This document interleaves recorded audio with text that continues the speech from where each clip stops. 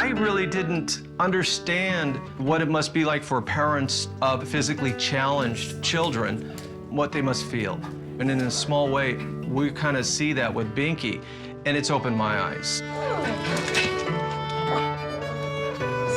Look at that. 2-year-old Chihuahua mix Binky is part of a loving family that includes 2 cats, a Chihuahua Terrier mix named Sparky, and 2 humans, John and Sylvie Forrest. Binky has a last name, which is La Rue, which means the street in French, because she was homeless on and off for a year and a half, where she had a shelter, a rescue. Come on, Sparky. We decided that we didn't want Sparky getting old and not having a friend. And I went to the dog park one day, and someone told me about her. They said, the lady over there has a dog that doesn't have front legs. And I thought, oh, her eyes were speaking to me. So I came home and I told John, and he said, I always wanted a dog with 2 legs. So I was like, well, she's at the dog park. She seems to really love to hop. I don't think that she thinks that she has any limitations. We decided to bring her home. Then we just put her down on the floor, and she just started picking up toys. And Sparky just let her do what she was doing without growling at her, which is very unusual for Sparky. Although people tend to fall in love with Binky, the feeling isn't mutual. Afraid of people. It's okay, Binky. When people would get too close, she would get upset. Because they don't see legs, they just want to be nice to her, and natural reaction is they put their hand out. My greatest fear about Binky is potentially biting somebody. But a lot of people seem to be willing to take that risk, too. It's a little unusual. And somehow it's not getting better, it's getting worse. The additional challenge of trying to provide for a 2-legged dog appeals to John's creative nature. I see something and I want to make it better. With Binky, it was natural for me to think of something to make for her. John invented special vehicles with the hope they would make Binky more mobile. I think Binky wants to run. John and I don't think that Binky should be confined to a pouch or walking on concrete, which is really bad for her chest. So John's made actually 3 different contraptions.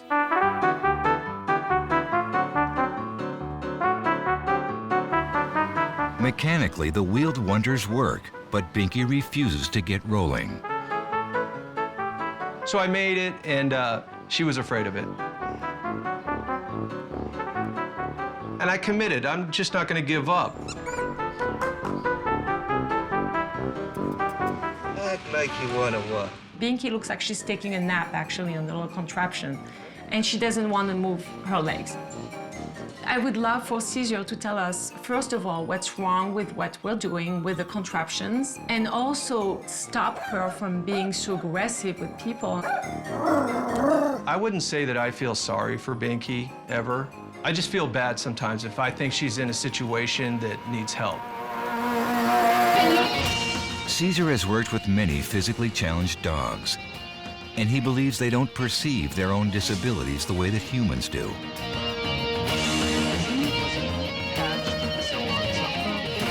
Now, can she walk? She hops like a rabbit. Okay, good. Yeah, I met one of those. Like, yeah. She's a hopper. Yeah. Binky La Rue. When we're out and about, Sylvie might carry her in a pouch, or I'll carry her in my arm, and people will want to pet her, and she'll get a little aggressive. We're not certain if she'll bite them or not, but I think it's come pretty close. Right. I think she's just afraid. Because she is not sure, my job as a dog lover, as well, knowledgeable dog lover, is no touch, no talk, no eye contact. Okay. That's the best way for anybody to acknowledge her presence. If I do I see. start looking at her leg, because that's what your eyes are going to bring you to it, then she sends something wrong. Ah, which is what everyone does. Yeah. They just come on, Yeah. oh, Yeah. sorry, what happened to you? There's nothing wrong with me. And there is not, I drink water, I eat food, I breathe, I poop, I do everything. So nothing wrong with me. Right. Nothing You know, wrong. no. Absolutely no. nothing. They're not mentally disabled. Right. We make them disabled. You see, even though you're trying to give affection. It's a negative energy mixed with love. Right. So here's a little bit of poison with a little bit of sugar. Yeah. You know, Yeah. animals will pick up on the negative energy. Yeah. Okay. The sugar is not as strong. Wow.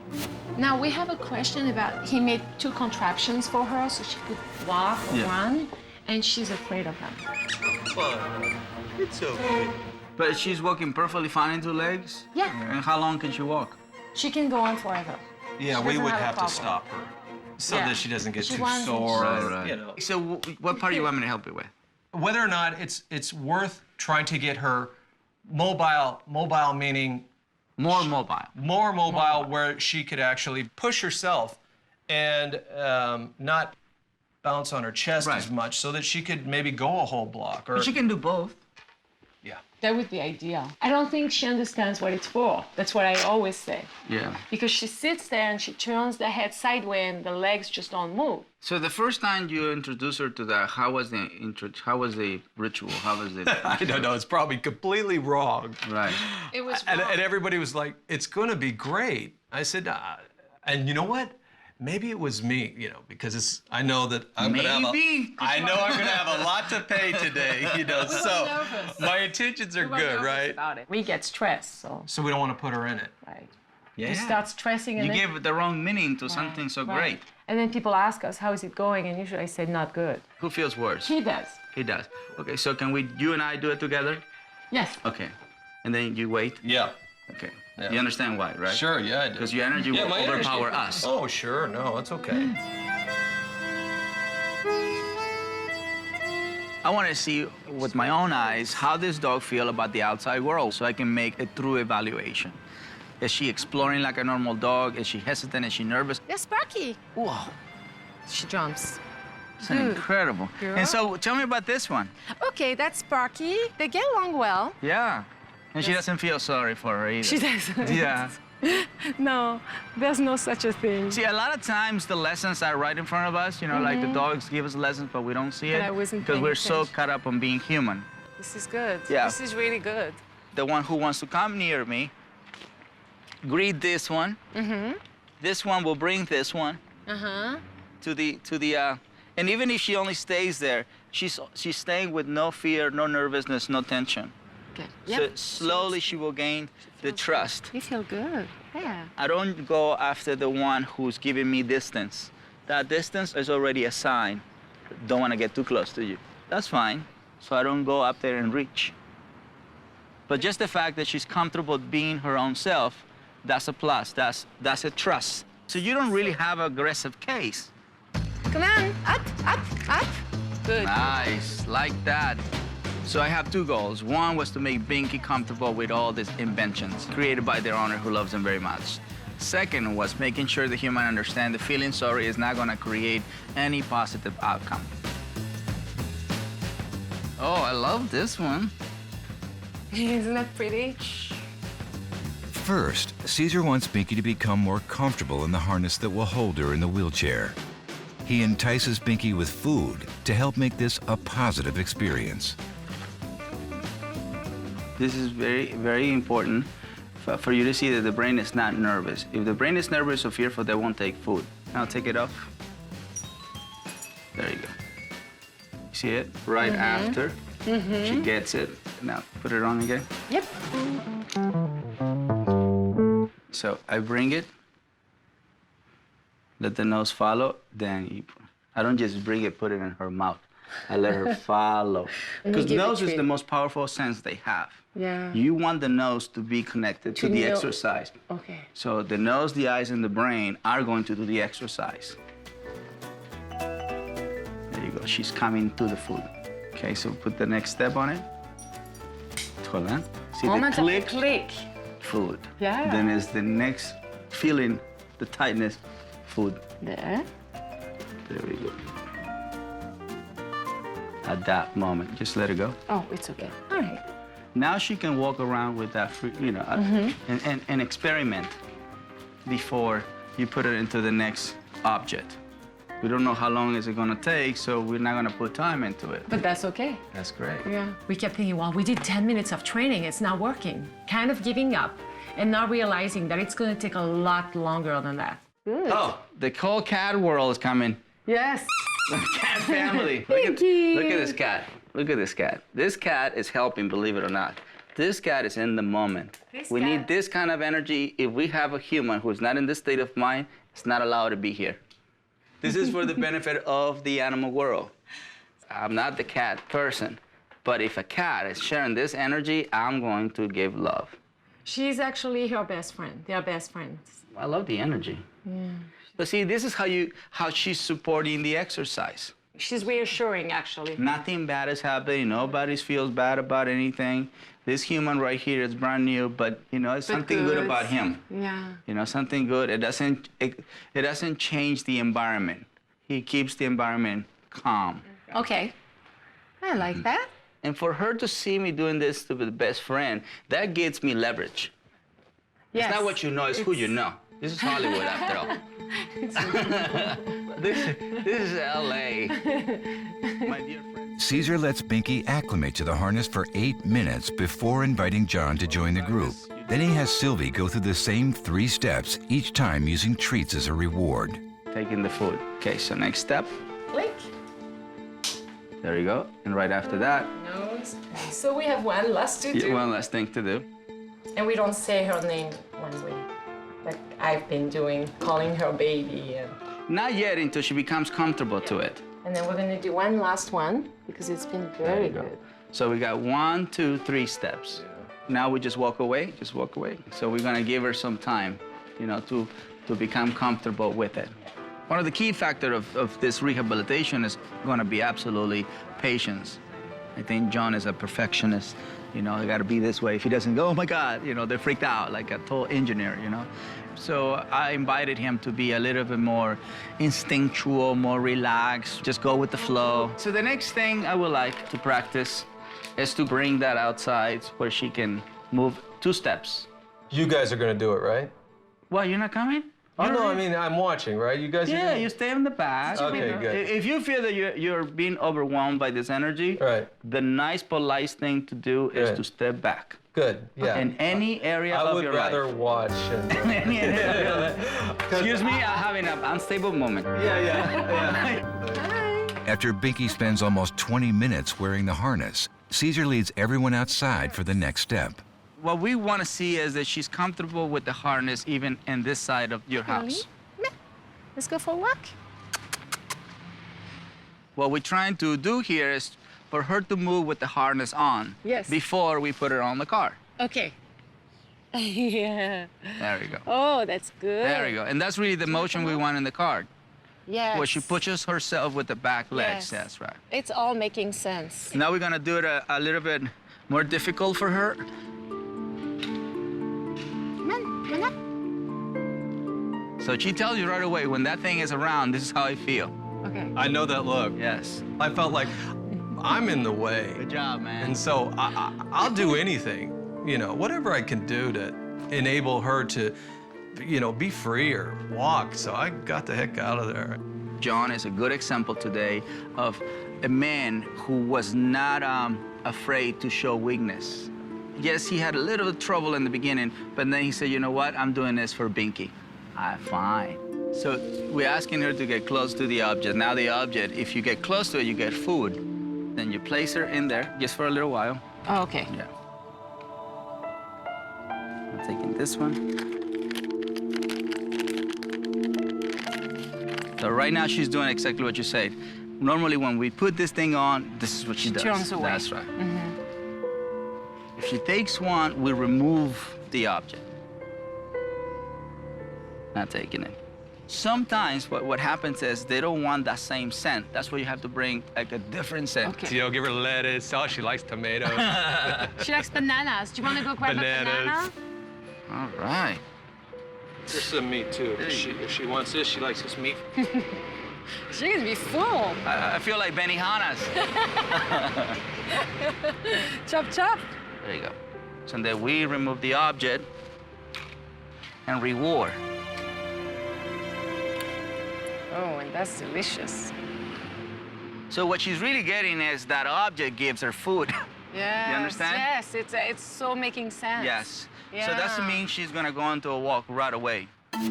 Cesar switches places with Sylvie so he can use her affection as Binky's reward for getting hooked up to the device. legs here. Watch this. So, there you go. So, and say, there you go. See it? There you go. You saw how I set her up to go in there? Okay. Then I remove her, bring it back. Okay. So she was facing this way, and I keep moving her until she find no choice just to go in there. Face the right way. Yeah. Okay. And then she faced the right way. I let her relax a little bit, then I remove her. So I answer with. So they're gonna ask you, so what do you want? I want you to go in there. And so what are you gonna get me after that? Then after you relax, I took you away.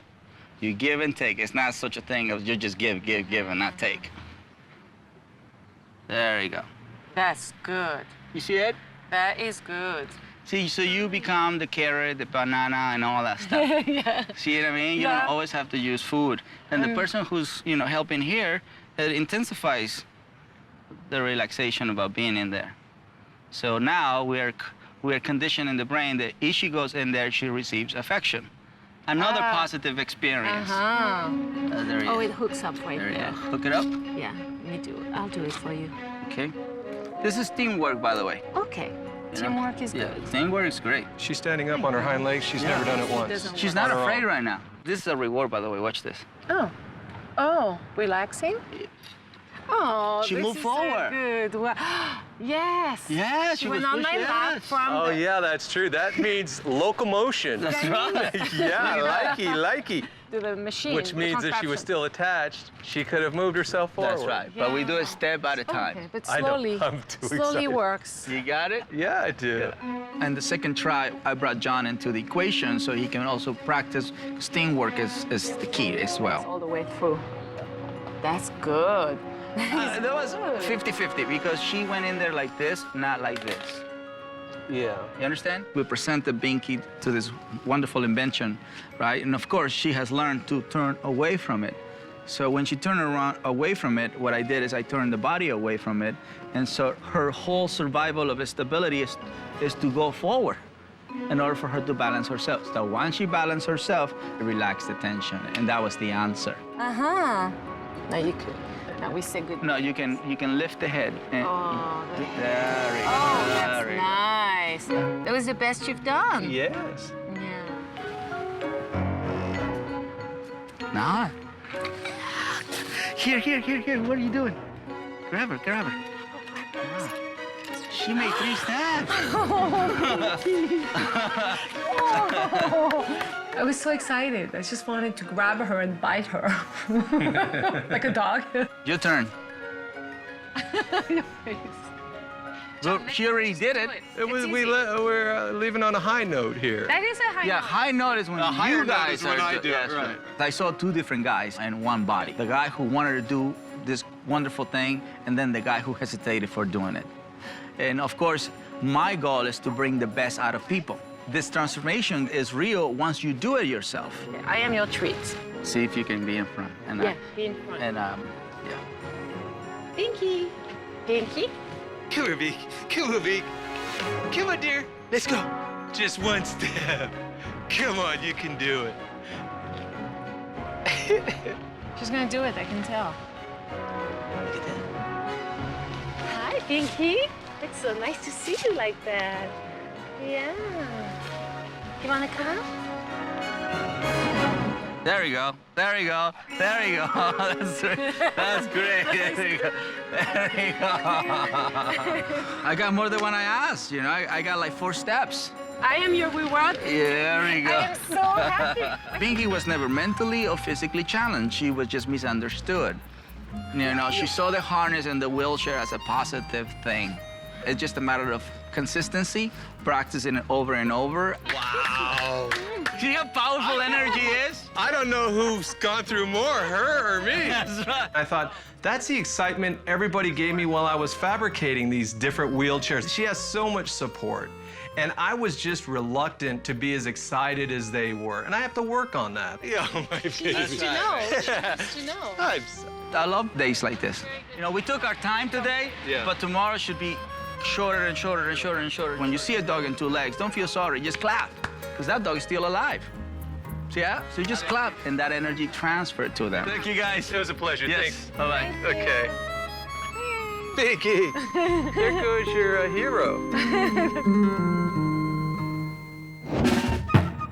Camp Pendleton, near Oceanside, California, is the primary West Coast base of the United States Marines. Here, recruits train to fight and win battles wherever they occur. But Marine Gunnery Sergeant Tessie Madero and her sister Priscilla weren't expecting to confront an enemy within.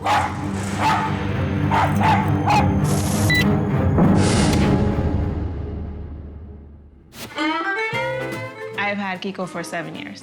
It was late at night, and I remember my dad put something on my back, and I turned around like, what is this? And I saw it was my dog, and he was just jumping on me, and, you know, from then on, it was like, that was my little baby. He's very affectionate. He loves to just snuggle, and he just loves to feel like he's with you, next to you.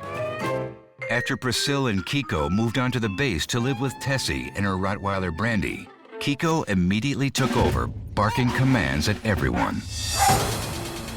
He's just aggressive. He thinks he's the man of the house. When friends come over, he really doesn't like it. One of my sister's friends, when he put his hand down, Kiko bit him in his finger. Gunnery Sergeant Angela McLaurin refuses to visit unless Kiko is confined to his quarters. I remember the first time I encountered Kiko. He was outside. I thought he was cute. As soon as she let him in, he attacked. Before I even come, I call, and Daryl put him up, because I don't go in unless he's put up. Kiko! He also takes things from the garbage, and once I try to take it from him, he'll try to bite me. No! No! No! If you get a broom, he'll attack the broom. No! When he realizes that someone is leaving, then he'll throw a tantrum. I believe that he does have some sort of separation anxiety. Angela and Brazil prepare for hostile action every time they get ready to leave the house. When he sees that I'm trying to put Brandy in the garage, Kiko, he acts up. He just doesn't want to get into the garage. He hates it. We have to grab sandwich meats, throw it in the garage, and corner him in. After Kiko started chewing through the doorframe as part of an escape attempt, they blocked the doorway with a piece of large particle board. The dogs just made a party out of it. They just broke it to pieces. Also, we bought this big, huge metal sheet. And still, he actually climbs on top of another shelf, and he's still eating up the doorway area. He's determined to get out.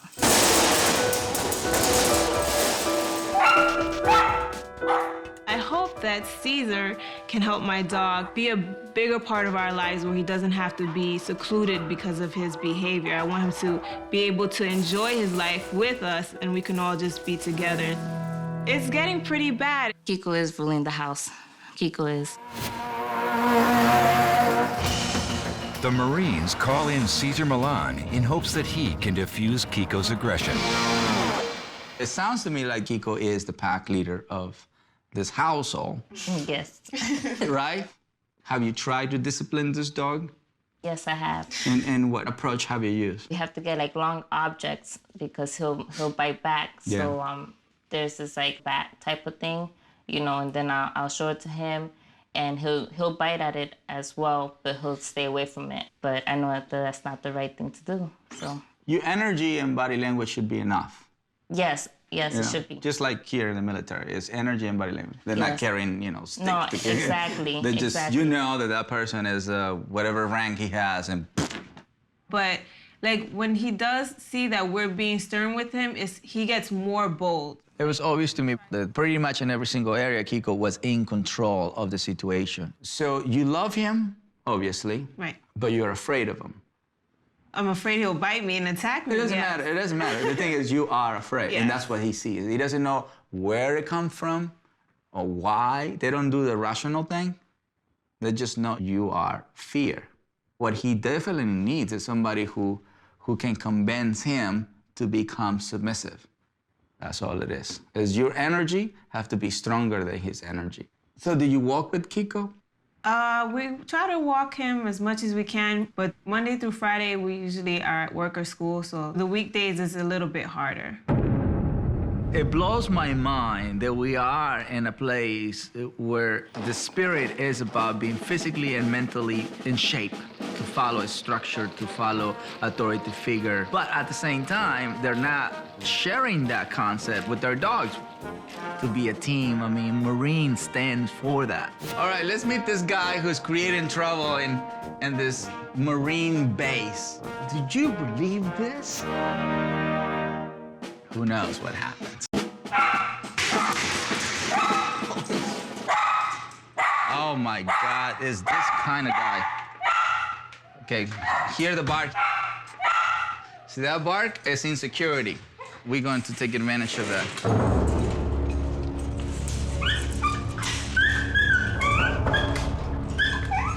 This is more psychological than anything else. I'm just blocking him. I'm becoming the metal. Knowing that Kiko is gonna control you, he's gonna make you part of his kingdom. I have to come in and present myself as an authority figure. Because the dog is so small and quick, Cesar uses his foot to block Kiko's attacks.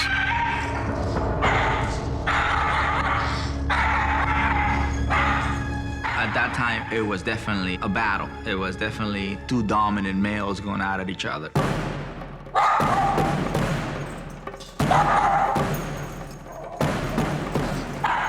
Suddenly, Cesar gets some unexpected backup.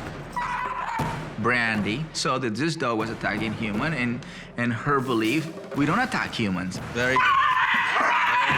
good. So the Rottweiler support me as a team. See, I'm using the Rottweiler to help. Now he sees two against one. There you go. See, that's why it's very important to understand pack concept. You have to understand pack concept because I use her to help me to block this dog, so it was 2 against 1. See, that's better. He's already putting his ears back, his head low, his tail is now between the legs.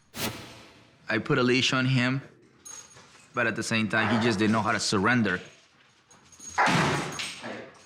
Well, the rat is trying to help again in this, but now the dog is under stress, so we don't, hey. There you go. Now I take care of it. For 7 years, this guy did not surrender to anybody. Everybody surrendered to him. Just gonna drain a little bit more. Hey. There you go. So I waited for the right time so I can grab.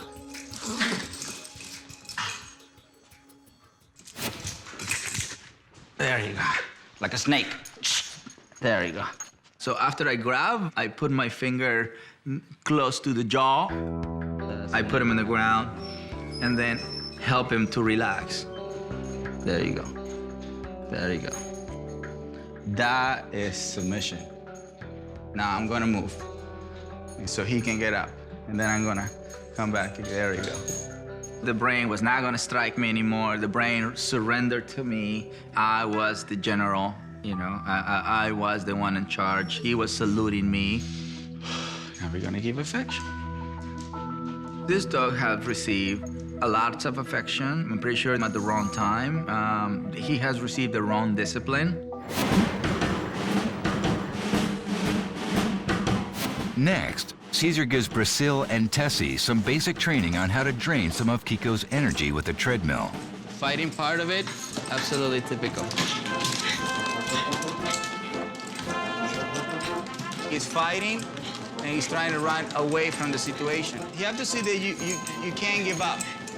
Every time he goes back, he corrects himself. There you go, you put it right back. The only choice right now is for him to stay there. Again, like a military thing. It doesn't matter what happens around, you have to stay focused. That's another way for you to burn energy when you have no time to exercise it. There you go. This is a 360 turnaround. Never in my mind would I thought he would be doing this.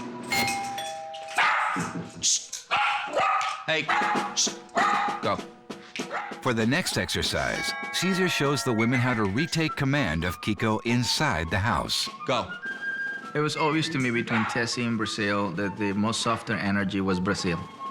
Kiko, No name. Oh. Brazil was being frustrated, fearful, and tense. So this is how my friend Kiko will view her. So I needed to push Brazil to do it and to pay attention. Go. Just put more assertive energy. It was way too calm.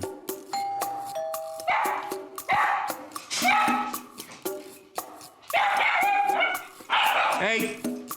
Look, not even touching, right? There's more energy and body language sending him to a place. So you're coming and push him, and that, triggers this. It took a while, it took repetition. Can I try one more time? Yes, thank you. Kiko, he can put up a really hard fight at times. I learned to take control and, show your dog that you are the leader. There we go. Hi, come in. After achieving victory at the front door, they head to the next battleground, the garage door. All right, so let's invite them inside the garage. Then you're gonna ask them to stay there with the door open. Okay. Stay. Go back. This is just like the treadmill exercise. You gotta stay there until we say so. You pretty much have to become like this thing, is you're not allowing them to come out. So let's walk this way, ladies. A lot of times people use food to encourage a dog to go in a place, but they're not convincing the dog to stay calm, submissive. They're just trapping. And so this feeling of being behind walls, it was not a pleasant feeling. Go. Notice that I'm not going in there with them. They have to go in there. I'm just saying go in there. Right there. Now, my goal is for him to totally surrender and stop coming in, and that's how you end the exercise. That's how you know the guy got it. Shh. Go back. Stay. Stay. So make it clear, just make it clear.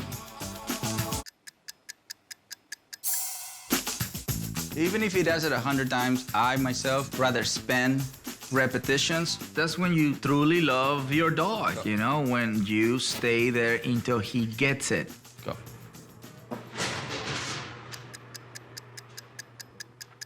So it's really about staying consistent. There you go, that's better. Right? Can you see it? I mean, he's definitely surrendering to the idea of door open. You guys over here looking. There you go. That's better. That's better. He actually made them stay in the garage without closing the metal sheet. That was amazing to me because that's most of the stress in my morning, is taking them into the garage and locking them up. I have to wake up a lot earlier to do this. Oh, you guys can do it in the afternoon because it really takes time to practice something like this. In the end of the day, that's what it is, time. You need time to actually put all these concepts and all these exercises into action and not just, waste that time doing nothing. Let's go for a walk. Before he leaves, Cesar requires Kiko to pass one more test with Gunnery Sergeant McLaurin. They told me he hates her. I don't believe the animals hate you. I think hate is more a human behavior. And if they practice exercise and discipline, the dog changes state of mind. We're coming to you. Just don't move. Just for your experiences. It's really about just being, you don't even have to pet him. It's just for you to accept him being in the space, Right now it begins just by being close to each other. So you have to relax. Trust the dog. I know you don't trust, but trust the handler. Trust the handler. Come on, trust the handler. Okay. Okay, let me see if you let me touch him. No, it's not about touching him. I want to touch him, though. I never did. Oh, you just relax then. Let him come to you. There we go. Don't touch. Just let him come to you. Yeah.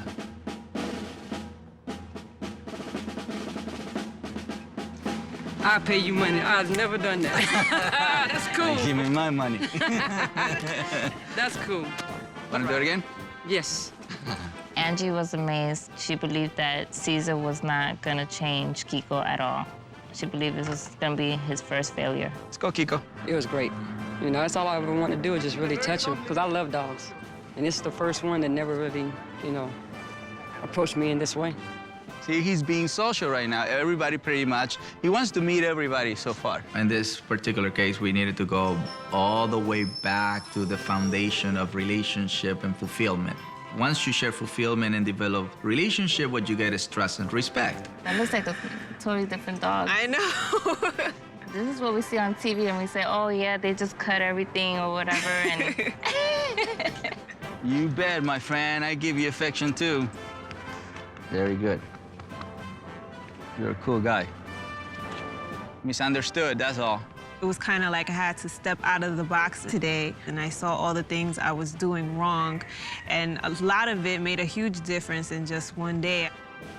It's like a completely different Kiko. me and my sister has to work as a team and just keep up with it day to day.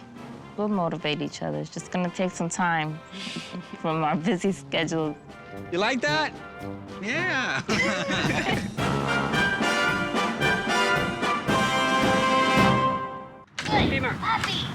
And action. Oh no, mommy's late, mommy's late. You be good, be good, be good. Mommy's late for work. No!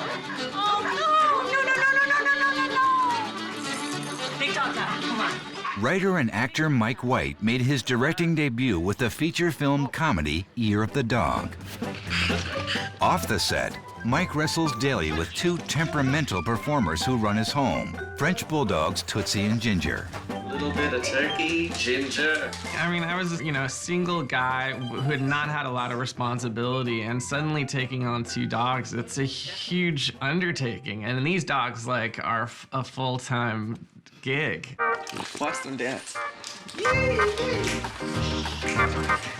I mean, they call French Bulldogs the clown dogs.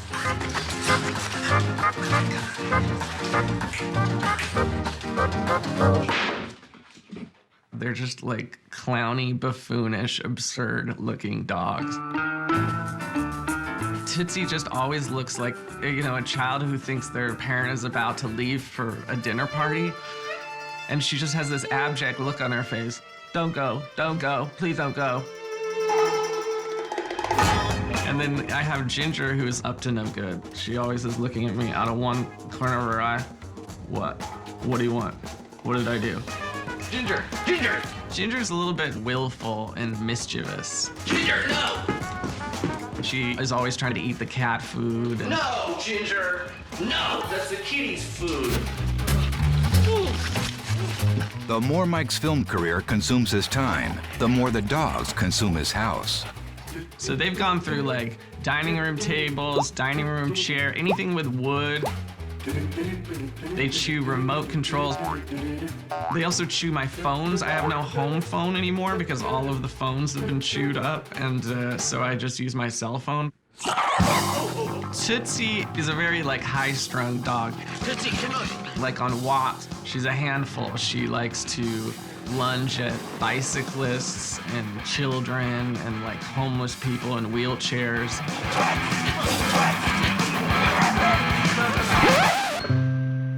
And Ginger's the opposite. She likes to just flop down in the middle of the road and not move if she thinks she's coming back from a walk. Easy as face. Come on, Ginger.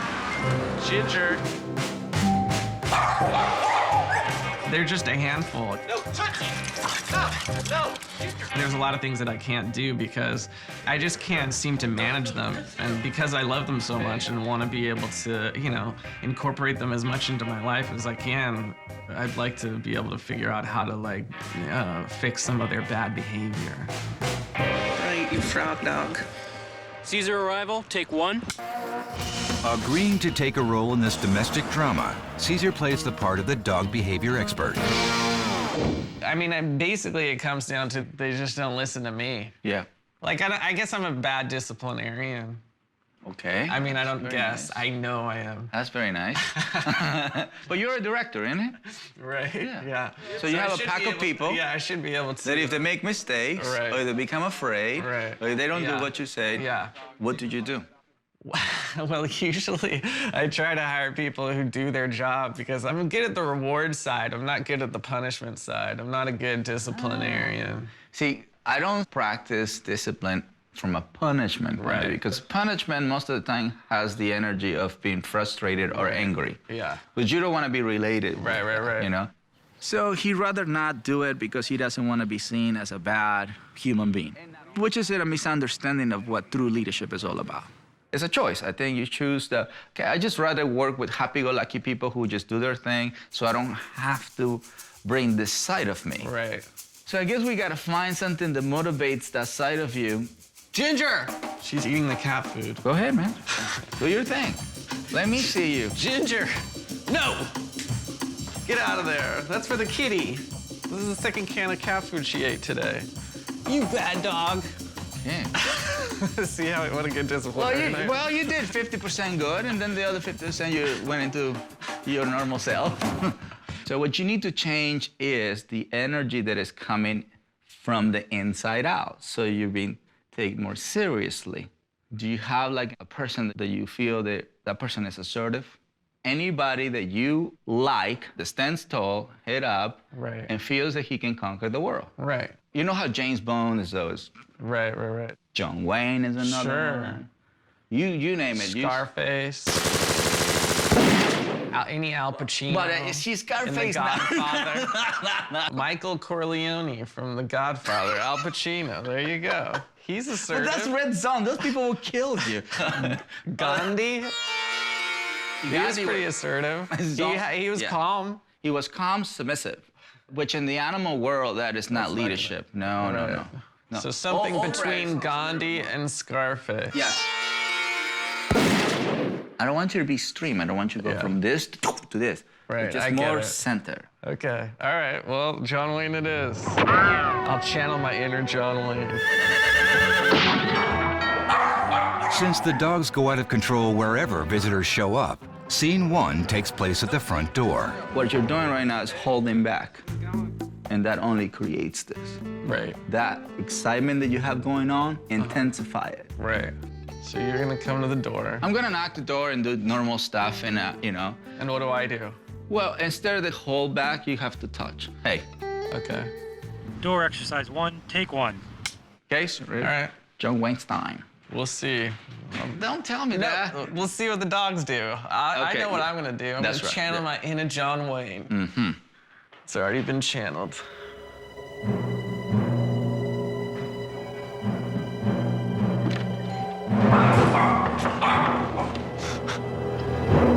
It's actually, she was not supposed to jump out of it. She's like sprung. Yes. So can we do it again? Yep. The shot that I wanna have is for you to control this dog from the couch without the dog ever coming out of the couch. Right. All right. Door exercise 1, take 2.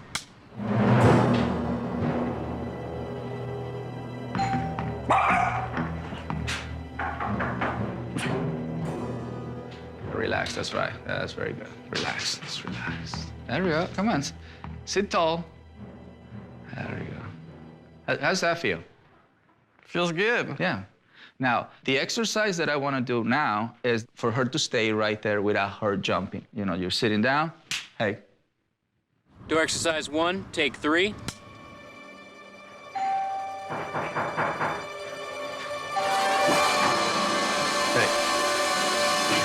That's very nice. Very nice. Not bad for 3 times. Yeah, there you go. Exterior, Mike's house, day. Cesar prepares to show Mike how to correct his dog's outside issues with the help of 2 extras. Skateboarder 1, played by Andre Millan, and Skateboarder 2, played by Calvin Millan.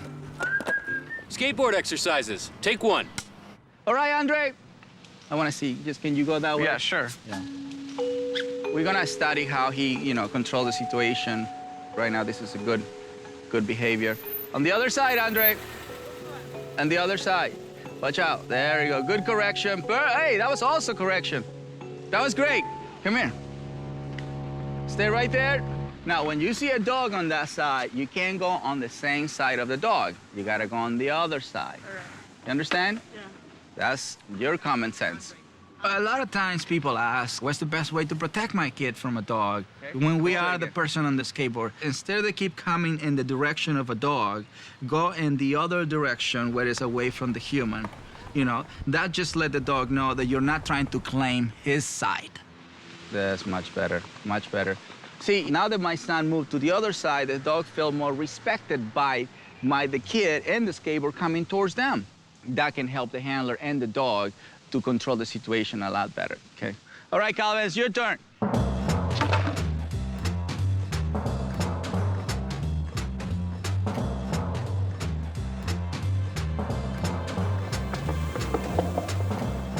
Very good. Turn around. Okay, now, I'm gonna tell you the same thing I told your brother. When you're coming on this path and the dog is on this path, you change to the other side, where the human is. The human is not gonna bite, the dog will. And if he's using the whole sidewalk, you stop, let animal pass. You can also control the situation. You understand? Can we do it again? All right, go ahead. Dogs don't mind sharing. What they mind is when you come into their space. Let's see if Calvin utilized. Very good. That's good. If you stand still, that's good, Calvin. That's even also good. So again, that it's not always the dog. It's not always the handler. Sometimes it's the skateboard person who can control the situation. Standing still stops the chasing. It stops the prey drive.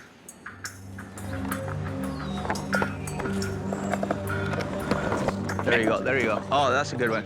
There you go, correct that. Go back again, Calvin. That's actually what I'm looking for. See the eye like that? That's not a very good state. I focus on showing Mike how important it is to see low level of intensity. Pay attention to body language, lowering the head, the ears forward. That right there. Watch this. Hey. I prevent red zone. I prevent super insecurity. I prevent super panic. I prevent. And that's how I keep a dog closer to a balanced state. At this point, we have to be a little bit more intense with the discipline. Right. With the discipline because they're doing this, right?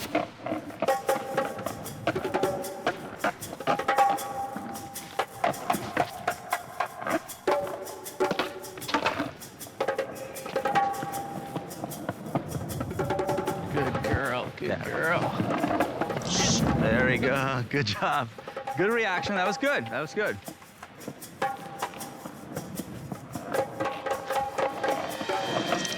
Ooh, that's okay, come on, control. Don't worry about it, just correct. Hey.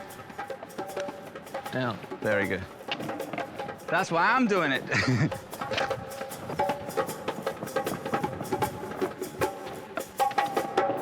Right there, very good.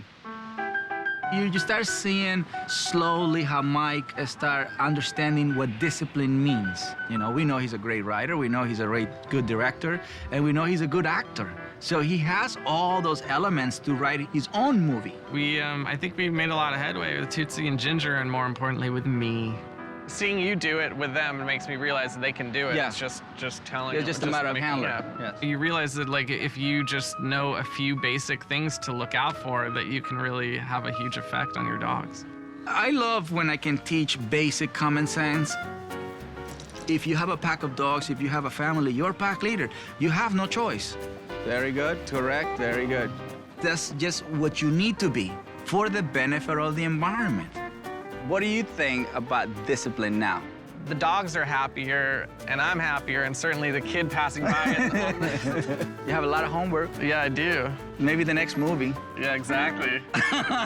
What is it gonna be about? I don't know, but it probably won't be about wild, untamed dogs like the last one. Cut. Print. That's a wrap. When you have problems with your dog, you don't have to call in the Marines. You can start by calling up some calm, assertive energy. Pinky is no longer afraid of junk contraptions, and she takes a few steps in her little vehicles 3 times a week. They are taking things slowly, so Pinky won't get too tired or sore with her new form of exercise. According to Brazil, Kiko is doing much, much better. He has improved dramatically. He's been doing a lot more physical activity, like running on the treadmill twice a day and rollerblading. Way to roll! I am happy to report that my girls, Ginger and Tootsie, are behaving on walks and in the house. More importantly, Mike has now become their commissary director, which we need in Hollywood. Thank you, Dog Whisperer. It's all good. Until next time, remember that in life, you need to be the director of the movie that stars you and your dog.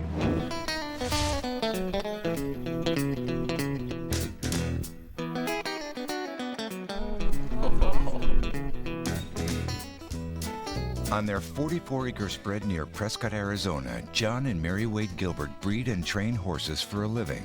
Beautiful. Life at the ranch changed forever the day a mysterious stranger moseyed onto their property. One morning I went out to feed and there was just a dog out with the mares. Of course, your first thought is, well, there's a wild dog. She kind of trots like a coyote and slinks her head like a coyote. And we couldn't get near her. Obviously, she was wild. She was filthy dirty. She was starving. We started feeding her out there with the mares. She was starting to really bond with the horses, and she sure wasn't hurting anything, so we've just left her be for, I think it's been probably 2 years.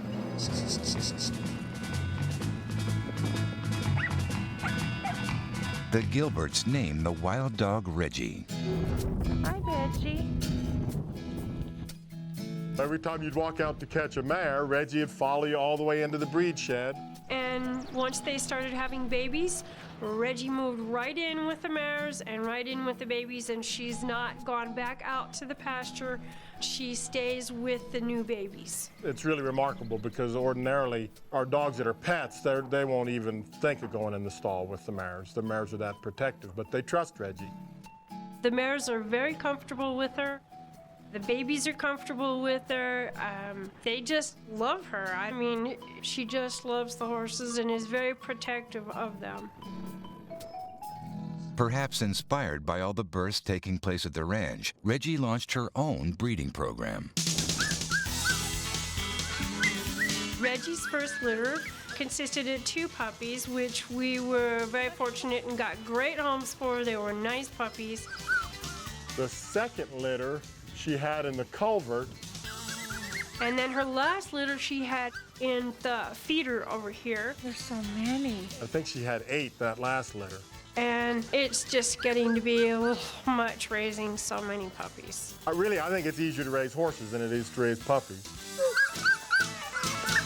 Although the Gilberts found good homes for the 15 puppies, they would like to spay Reggie and put an end to the 1-dog population explosion. However, Reggie has proven to be unexpectedly difficult to catch. She doesn't really let you touch her. Reggie, come here. And I sure don't want to reach down and grab her. She's still wild, and her instincts will just kind of kick in. Come here, come on. She is the sweetest, kindest, nicest dog in the world. Come here, Reggie. She wants to be friendly. She wants to be nice. She's just a wild dog. Come here.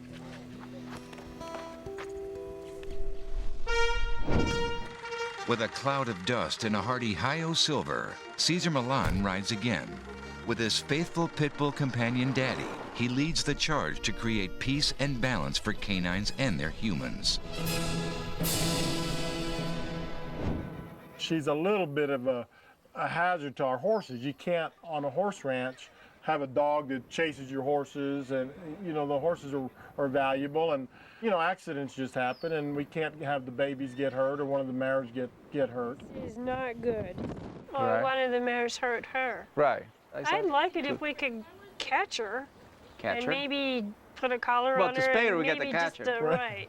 But get a If little she was a horse, we'd say control. we need to get her broke to lead. Yeah, we I need to guess get her that's the halter same with the broke. dog. She needs to be halter broke and broke to lead. Yeah, surrender to the leash. Yes. Yeah, right. So you're saying that you want me to Doing stay here for a something wrong. month? Yes, That'd please. be great. A month We'll would be even let enough. you ride for a while. Do you have another dog in the ranch, or that's the only dog? We you have 3 Welsh corgis. Okay. Do you ever use them? For what? Social behavior. My that corgis pack. are not that good to do that. Well, every horse here listens to you, Yes. but not the corgis. Oh, heavens no. They listen. They're- Not very well. You can use a dog to help another dog. Well, we didn't know how to do that. Right. Our instincts are more to train horses. We don't have a lot of instincts Yeah. to train dogs. You're coming from a prey animal, and I'm coming from a predator. Right. So I have to teach you how to be with a predator. It's a different energy, Okay. different approach. You can turn your back on a horse and they will follow. Yes, Right. they're supposed to. But a predator have to surrender to you. Okay. Then he follows. It just never occurred to me to think that a dog would be looking at the world from the absolute other side of the spectrum. Yeah, being and a bear the- will do it in a different Right. way, and Yeah. a dolphin from a different way. Right. You know what I mean? Right. And so every species has its own way. Sure. You know, like you said, they're herd animals, but they're pack animals. Right. Same thing. They have a pack leader. Right. You know, and they follow a pack. Right. You know, so the followers are the submissive type, and the leader is the dominant type. So I'm gonna go and evaluate what energy she is, and maybe we can use one of your pack members to There's one in there with her now to keep her company Oh, there until you go. So what I'm gonna do first, I'm gonna gain the trust, put the leash on, walk. You're gonna put a leash on her. Yeah. Cool. I'm so excited. The Gilberts successfully corralled Reggie in one of their round rings, along with Brooke, one of their corgis, just before Cesar's arrival. Okay, we are really dealing with a feral dog. This is the right time for you guys to be in a calm, submissive state. And I forgot to mention one of the most important things, my greatest helper in the world, Mr. Cowboy Daddy.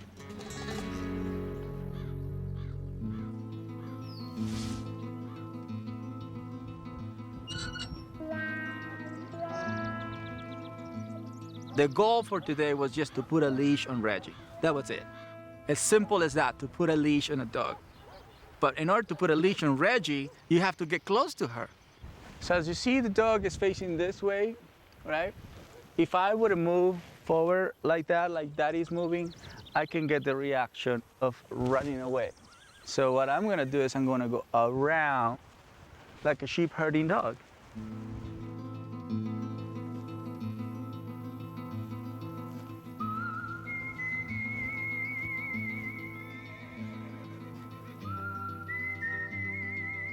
So as you saw, when she stood up, I stopped. That was good. And then she went and do that. I want her to know who am I, a scent and energy. That allows them to trust you because you're communicating a language they're familiar about. And that's how you gain the trust. Go, go, go, go.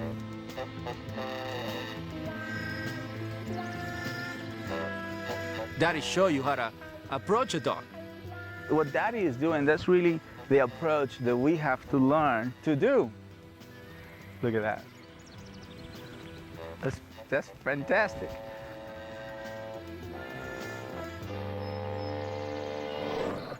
That's all right, don't worry about it. She was not aggressive, she was just being nervous, letting Daddy know that really she doesn't know why dogs smell each other's rears. You know, she spends more time with a horse.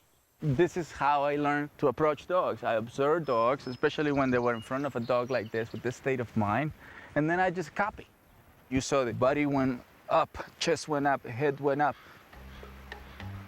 and very proud of himself. I want to be a source where she have to surrender.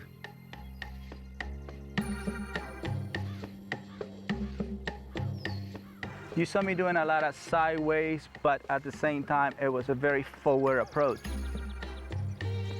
So I was doing exactly what she was doing to me. Sideways, submissive, and I was sideways dominant.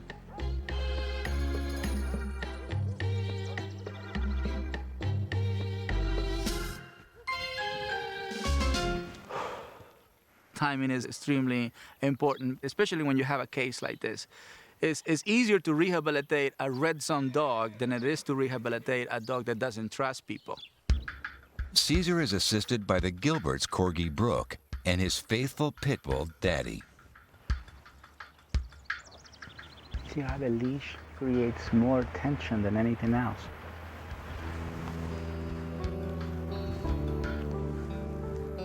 The leash, at one point in her life, became a negative experience.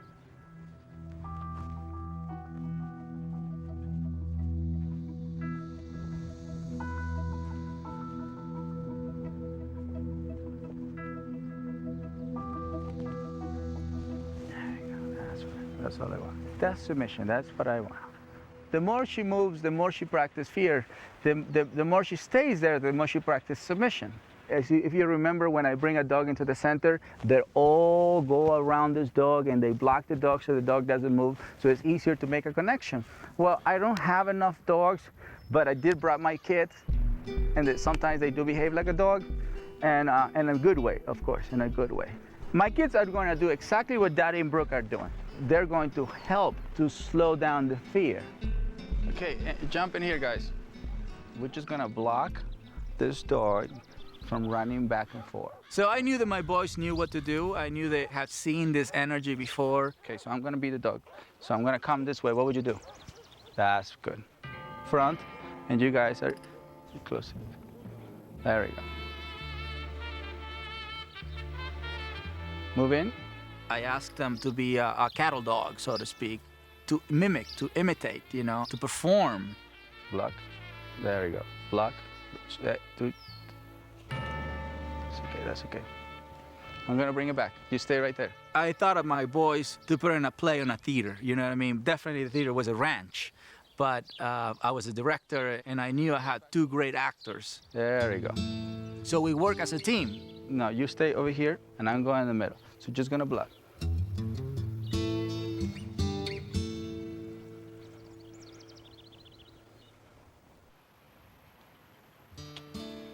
Side. Okay, kneel down, both of you. Very good. All right, the three of us, we're gonna move away.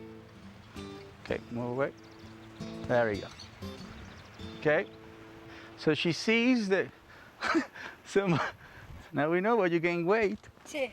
The Gilbert's Corgi Brooke discovers the bowl of food Cesar planned to use to entice Reggie.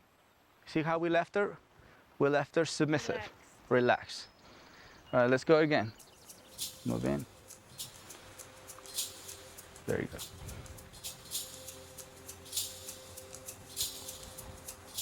See how I put my side? There you go.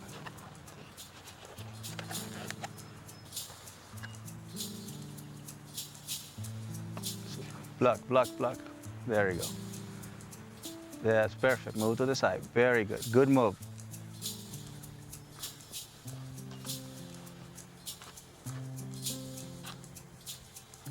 Block. Very good. That was a good one.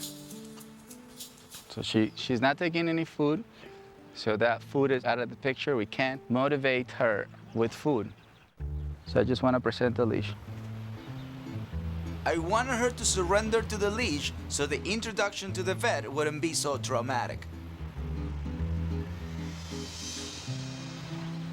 Side. Side. All right, so now we're gonna move with the leash. There you go. Uh-oh.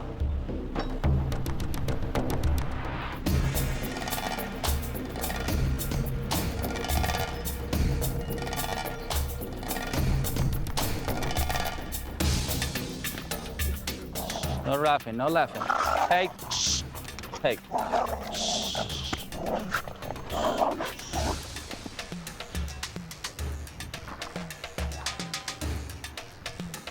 Hey.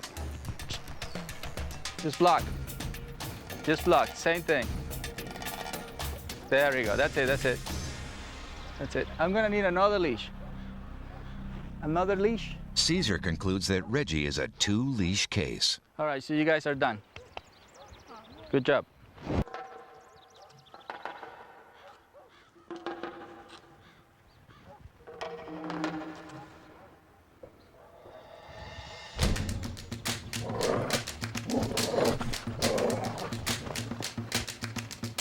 Sorry.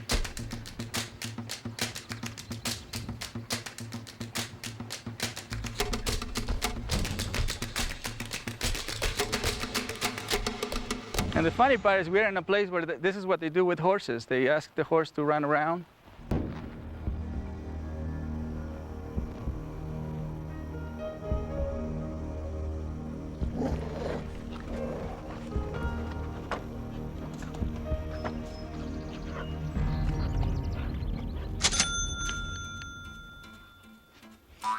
You need another leash? Reggie manages to chew her way through one of the leashes.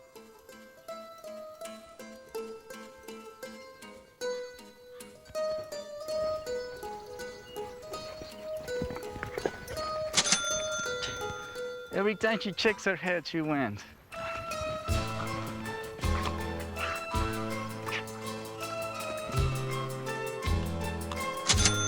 think I'm gonna need another leash, man.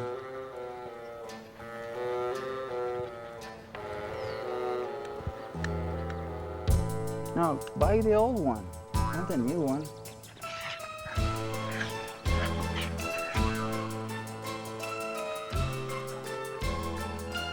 I'm gonna need another leash.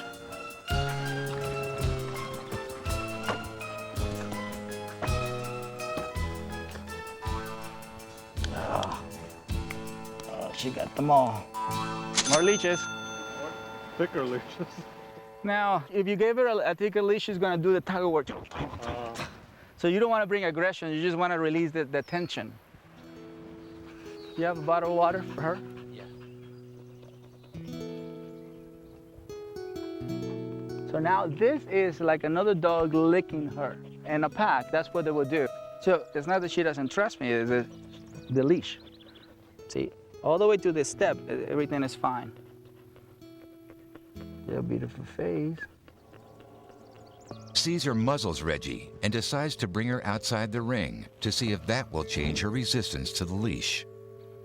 There you go. So I took her away, okay, maybe she would like to come back home and then she will feel that the leash will be a positive experience.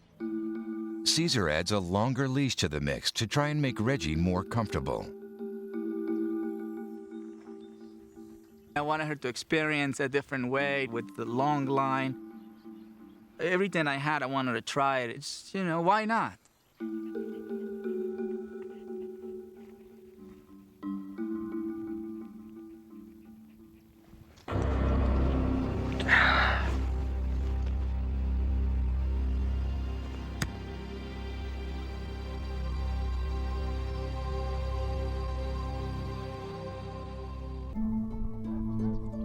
Veterinarian Rick Garcia volunteers to bring his mobile unit, Paws and Claws, all the way from Los Angeles to spay Reggie and to help make the operation less traumatic for her. But Dr. Garcia won't be able to spay Reggie unless Cesar can bring her back. When she got away from me, I didn't really stay too long. I said, God, I fell. You know, I said, okay, how? I'm gonna bring it back over there. I was a little concerned that we would not be able to catch her again. 34 minutes after her escape, Reggie returns to be near her family of horses again. And she kind of made a big circle, and she came right back to the barn and the mares and the colts. Cesar, Mary Wade, and a dog whisperer production assistant are able to surround Reggie in a horse stall. Everybody just kind of came in from four sides and blocked her. There you go, perfect. Good work, Merwade. Yeah. Cesar just picked her up and put her under his arm and pet her and carry her off, and she was fine. Yes! He's the best. Great, guys. Good work. The next step is to bring Reggie into Dr. Garcia's van for her operation. It's not gonna hurt. When I first heard about the case, I was very excited to be able to come out here to the ranch and be able to help Reggie. Hold her there. I'm just gonna give her an injection here to relax her, okay? Ready? There you go, baby. Go back to the 60s. Spaying is extremely important in this particular case, especially because she had a couple of litters that they were trying to avoid happening again. So it's all yours, guys. All right. It's all yours. Good. We're ready. Now just wait. All right, we're ready to rock and roll here. Ready for incision? While Cesar waits to hear the outcome of Reggie's operation, John presents him with an appropriate gift. Cesar, I got something for you. Oh, man. See if it fits. Thank you, sir. It's perfect. Looks like it's made for you. Thank you, sir. I'm happy. Okay, I'm done now with everything, so I can... The operation takes less than half an hour. We did dissolvable sutures in Nice, there. man. 20? That's a nice one. Let's transfer over there. You got her? You sure? Yes, ma'am. You're a strong man. Yeah, That's what my wife said. I know. He carried her for like a mile. I know. Shit, really good. And no more puppies for you. No more puppies. Yes, that's fine. No more puppies. Yeah. Hey, Reg. Yep. They arrive at Reggie's recovery room, one of the horse stalls where she occasionally bunks down. It's one of those magical, spiritual, instinctual days. It was important for me to regain a power of patience. Oh, there you go. It's coming back. There you go, darling. The universe or God always send you what you need. And I think I needed this, you know, just to recover that patience.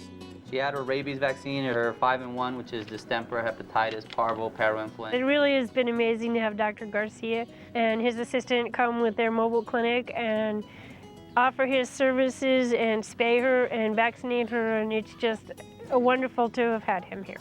We have one more dog in the United States. There's now spayed.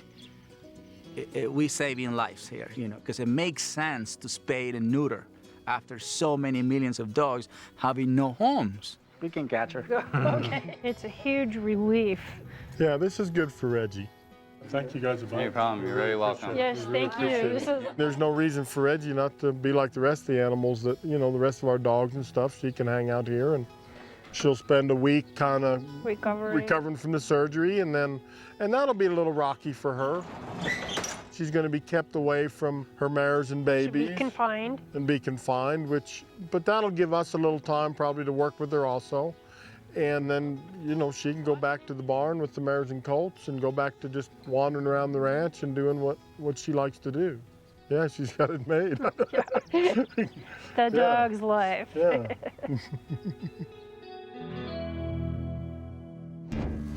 Over the next 6 days of her recovery, the Gilberts get their first chance to physically bond with Reggie. But all too soon, it's time to release her back to the great outdoors.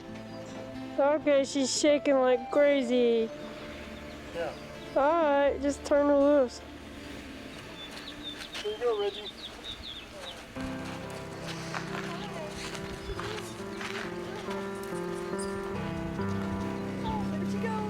Reggie's first act of freedom is true to her wild nature. She returns to the mares and foals, her adopted family. Look at her go. She's a yippee.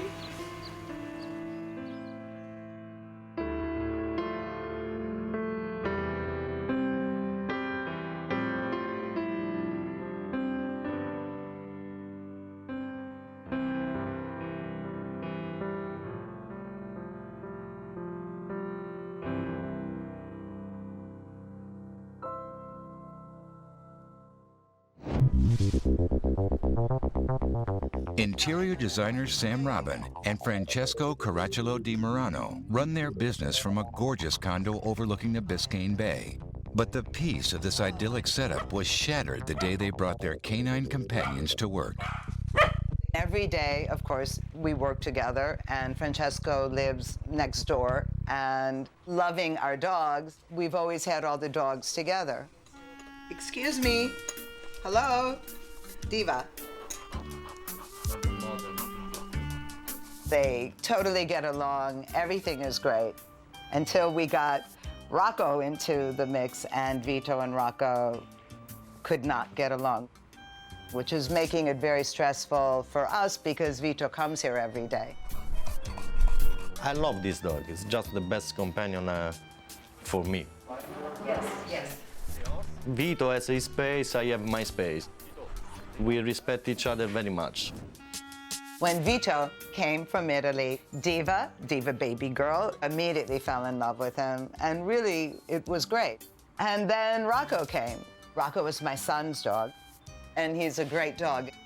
But the first weekend that they were all together, there was a problem. They immediately did not like each other. At first, it was Vito going after Rocco, and Rocco was like in shock. And now I see Rocco becoming much more aggressive and not submitting.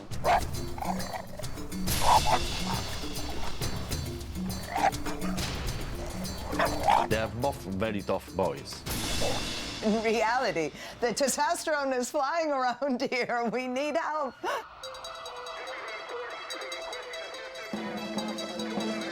When Cesar travels to Miami's downtown area for his consultation with Francesco and Sam, he's in for an unexpected shock. Rocco and Vito really hate each other to the point of uncontrollable anger. See, he hears me talking about it already. Our life is a series of gates between dividing them, and, you know, God forbid the wind blows one of the gates down, we have a mess. What? To what point? They'd kill each other until blood. Okay. Until blood. Are they both boys? Yeah. Yeah. Are they neuter? No. No. That's the problem, huh? What? Honestly, I think that in the States is a kind of business, this noodling stuff. Would be good to noodle me. Have they ever made? No. No, not yet. I'm thinking, I'm looking around to find some nice girl for Oh my him. God. Is that what it is, you think? That they're not? Most of the fights are created by hormones. In Italy, we don't noodle dogs. I know, in Mexico either. I don't want to noodle But my there's dogs. a belief. I know. Okay, provide them. You have to provide. Or you have to keep them really tired. So I just have to go out there and find some dog for my dog. Good luck. It's a nice looking one. Yeah, they're good looking one, but you know, nowadays people are more conscious about who they're breeding with because the puppies develop that. Yeah.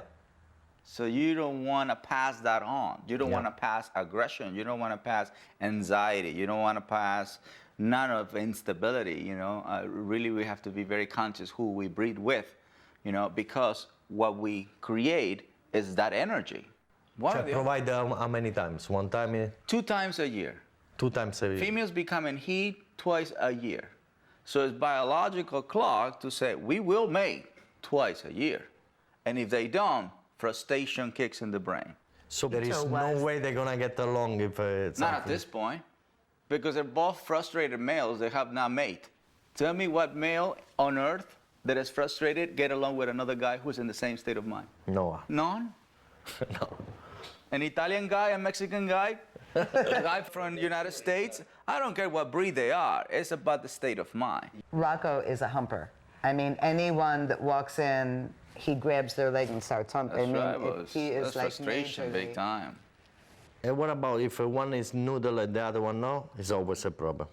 The neutered male will always try to defend himself from this guy. So it doesn't solve the problem. No. What solves the problems is you have to make sure you do exercise discipline every day. Yeah. I'm ready to try. Bulldogs can be stubborn as well as strong. So Cesar fits Rocco with a specially designed collar which always stays at the top of the neck, providing maximum control during the rehabilitation process. Part of the chaos. So that is already a fight right here, you know, the whole eye contact. Don't move. There's a difference, you know, by the way you are controlling situation by being in the back, you're a follower. Hey, sit. You stay right there, we're gonna pass. You know, I'm gonna show you how my dog is not gonna pay as much. Sit.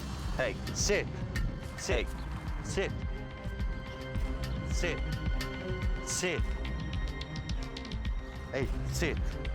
Sit. Hey, sit. These guys, Vito and Rocco, are definitely dealing with a red zone case. It's definitely about killing each other. So, Vito is creating the fight. So as you see, now my dog is pretty much avoiding, which is a plus right here, okay? He's not participating in that behavior. My dog is pretty much following what I want. So now he's taking the lead instead of us taking the lead from him. So I'm gonna go close. Stay right there, don't let that flexi leash get too far. Hey. There you go. Hey. Sit. Vito, sit. So, sit. Or they do one thing or they do the other, right? And you see what you have right there, right? That's fight. This is avoidance. Yeah. Fight, flight, avoidance, submission. Even though your dog is saying, come over, my dog is saying, no. There we go, this is really good. Sit. Totally. Hey. This is submission. Yeah. Sit. This is totally don't want to be part of that. Sit. Hey. There you go.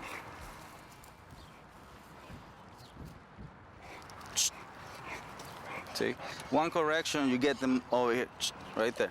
Close to the body. To the side. There you go. See, now I got the attention.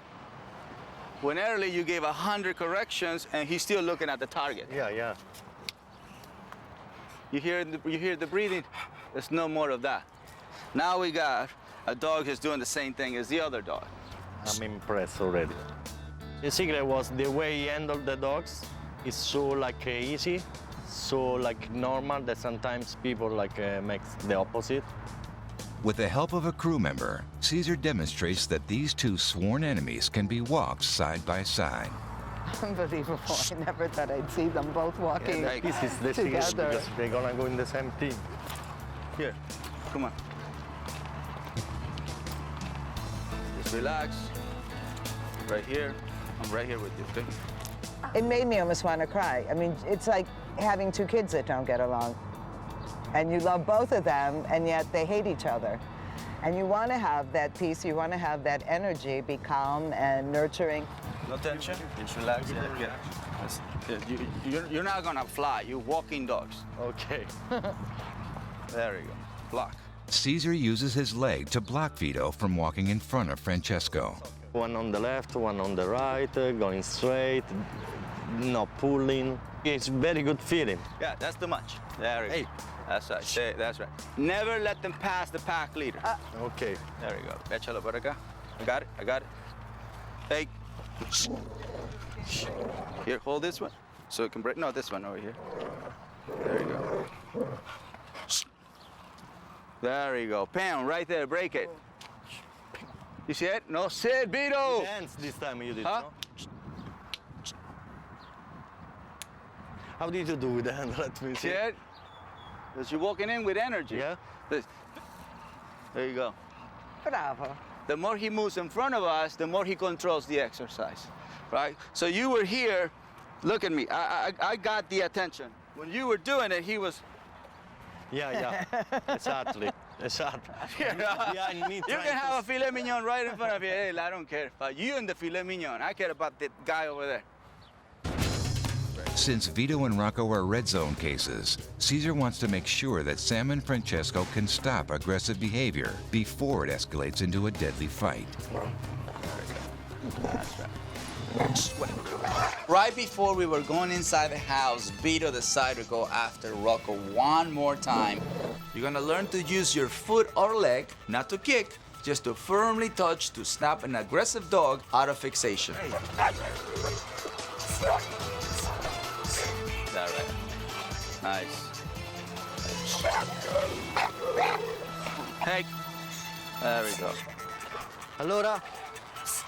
There you go. Ready? I'm coming in. Okay. So you keep it right there, because this is... That was good. Vito has accumulated too much anxious energy, too much frustrated energy. And way too many times, in my belief, where they have been successful almost killing each other. We can't end today with the leash stand or pulling them away, because everything we did goes down the drain. Yeah. That both of them create this mating frustration way of being among each other. They can only lead them as males to kill each other. There you go. Hold this one. Hold it. There we go. I got it. There we go. Hold it right. Now help her. There we go. Hey.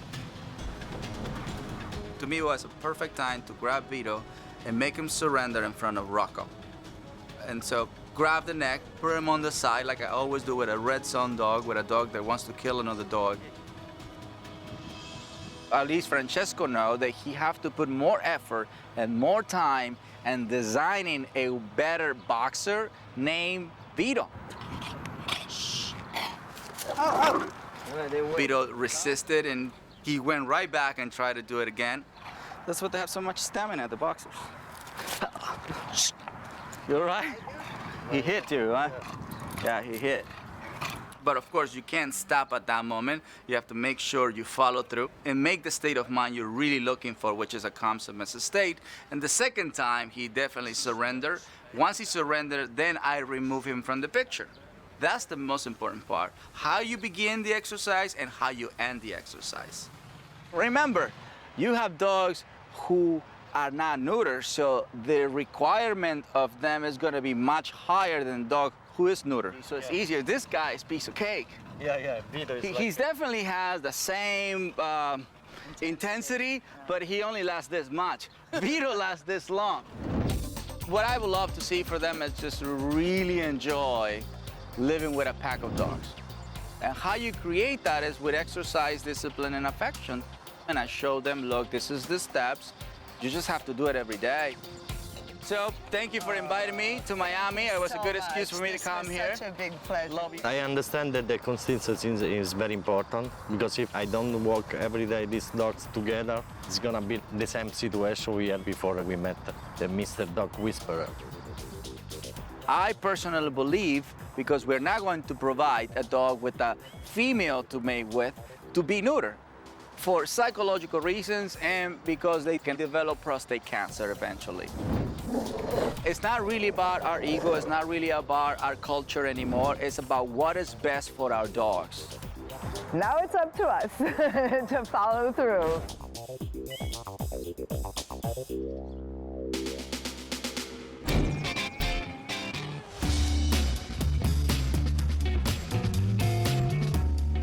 My parents told me that there was a dachshund poking its nose through the crib when I was a baby, and I've adopted dogs ever since. My husband really wanted a Bull Terrier. I thought they were really interesting and have a funny demeanor. And he found one on the internet, and we went down to go look at him. We walked into the yard, and he was running along, following other dogs and wrestling and playing with them. And we immediately both just fell in love with him. He was just the cutest thing, and we thought, okay, he doesn't seem to have any problems whatsoever, and we want him. We were just about ready to do the whole deal, and they said he needed to have a companion, and that was the stipulation, that he must have another dog with him. So I said, just grab one, you know. So we looked around, and Peanut was sitting there. She was very cute and adorable, and we picked her out, and we said, okay, we'll take this one too. So we ended up going home with 2 dogs that day. Muggsy has the sweetest disposition of any animal I think I've ever had. Oh my God, this dog is the cutest thing. He's just adorable. He's friendly to all other dogs. He's so non-aggressive. As soon as we got Muggsy home, he was unresponsive. He just wouldn't move. He froze. I mean, he was frozen.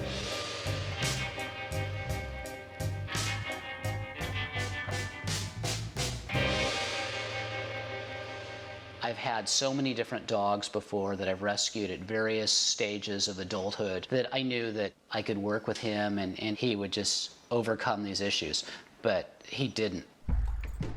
I'd come home and try to work with Muggsy, and we'd walk a certain distance, and you would go and stop and start, and then he would freeze up. And then that's it, and then you got to pick him up and carry him. We've tried different things, everything from pulling him, we've used food to entice him. I've even gone so far as to go down to the hamburger stand and get a cheeseburger and put it in a bag and try to induce him that way. And none of them have been effective. We live in the hills, and we have about 65 stairs up to the street. He will walk the steps, but he does it in sections, and it takes a long time for him to get up those steps.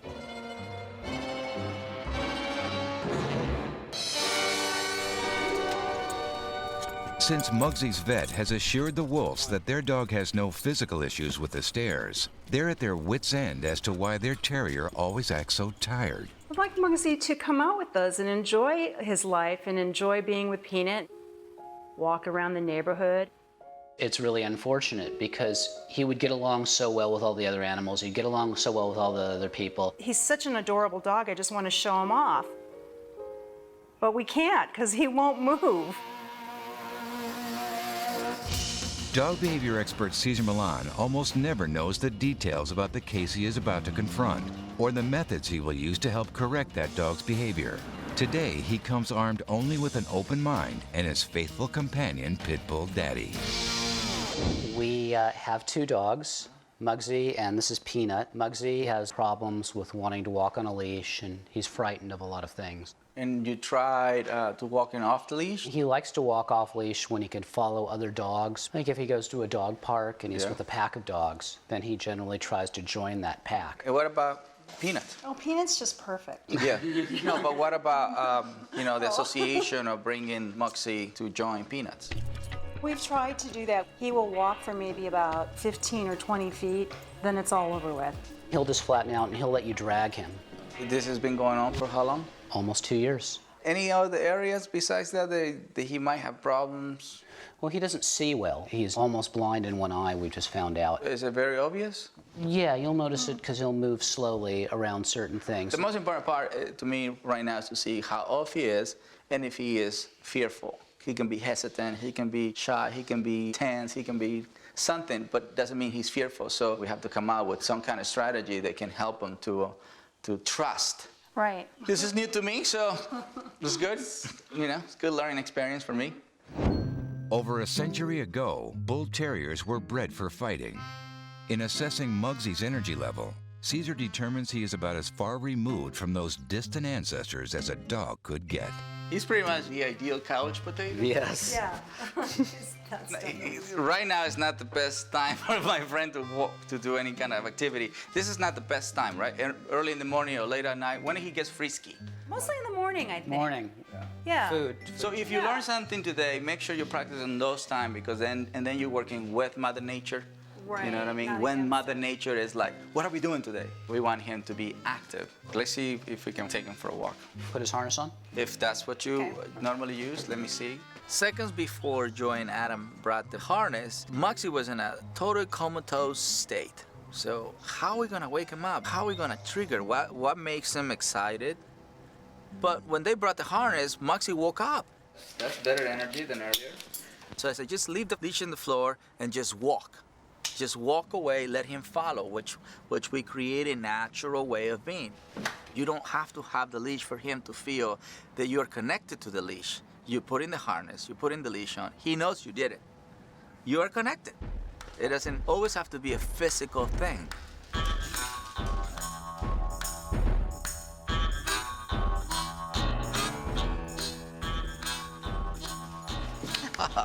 Good boy, Muggsy. Good boy, buddy. Good boy. I totally went with the flow. I saw a Muggsy willing to do something. So it's like the perfect time to take that opportunity and totally embrace it and say, look, let me show you how to do it when they want to do it.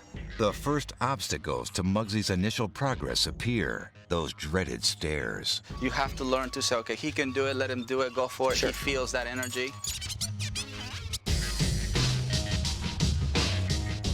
This is really good. Wow, you know, that's really moving.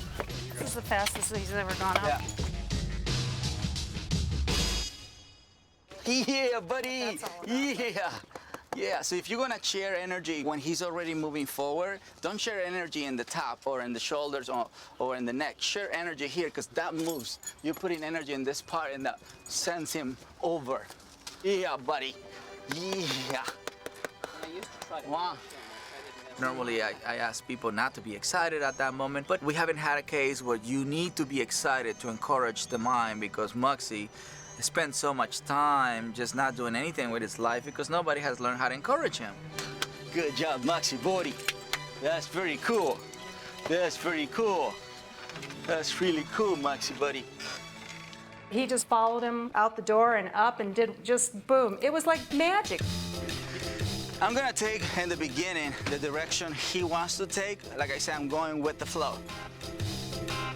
Even if we don't go too far, the brain is learning that the leash can be touched by the human and I'm not shutting down. Yeah, buddy.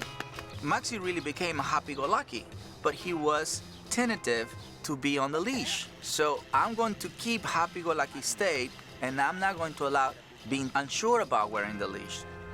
Can you bring Daddy? When Muggsy starts to slow down again, Cesar asks a crew member to bring Daddy into the mix to offer Muggsy some social motivation to keep moving. That's mine. Oh, look at that. Very nice. Every dog is different. Every dog is gonna tell you, if you're calm, if you're open, he's gonna tell you what motivates them. Very nice. There we go. Oh, he's happy now. Oh, he's happy now. He's happy now. That's right. That's the English Bull Terriers dance. Look at that. He's alive. Nothing wrong with this guy. He just needs the right components. That's Wow. Some dogs are food-driven, some dogs are toy-driven. And in this case, he was dog-driven. It's a primal thing, you know? He chooses the pack. His whole thing about I'm blind and I'm lazy, I don't know what to do, I'm disoriented, totally went away when Daddy came into the picture. So Daddy once again saved the day. You see, so we're not using the leash to pull him and say, come on, follow us. We're bringing back the motivation. Very nicely, buddy, very nicely. Seeing him on the leash and respond like that was really an eye-opener. He is alive. He becomes animated, he becomes alive, and that tells me a lot that the dog actually has abilities and capabilities. You make sure he learned to enjoy the leash first before he learned to follow you with the leash. So we're building trust more than respect. Okay. He's in front, that's not respect, but it's trust. I'm focusing on gaining the trust, building self-esteem. See, now he's in front, he doesn't need Daddy anymore. My animal and his animal were in sync. Let's live in the now today. You lead me, Muggsy, as the dog and him moving in front of me. Don't worry about it, I'll follow you. And I encourage you where I'll follow you. I know it's the opposite of what I teach, but in this case, that's what he needed. This is the most energy I've seen on him on a lead line like this. This is like way over the top. But you see how we use environment and how we are helping. Oh, I can totally see that. I Good. totally see what's happening here. Yeah. He's got positive environment and he's going for it. Cesar simplified it down and he just made it so easy to understand. He needed the correct motivation and Cesar came in and boom, there it was. To me, today was a level 10. We woke him up from his sleep. Yeah. And he just gave us 100%, and then today to me is a 100% day. Oh yeah, he was alive today. Yeah, perfect time. He wants to go back. Go ahead, grab the whole pack and take him. I've never seen him go that fast out the door. He took off like nothing, you know, there he went. And it was just like, whoa. Looking at that, I said, there's really nothing wrong with this dog at all. Hopefully that was her light bulb for today, that her dog doesn't have any problems. Those problems are created by imagination of human. That was just so great to see him just take off and do it on his own with no help from Cesar or anyone else. He really crossed the line at that point. Now we know what does work, so we can watch the progression as it comes along. What I love the most about this is that English Bull Terrier and American Pit Bull working together, strong, powerful beings can coexist and show the world that we don't have to kill each other. How do you like that?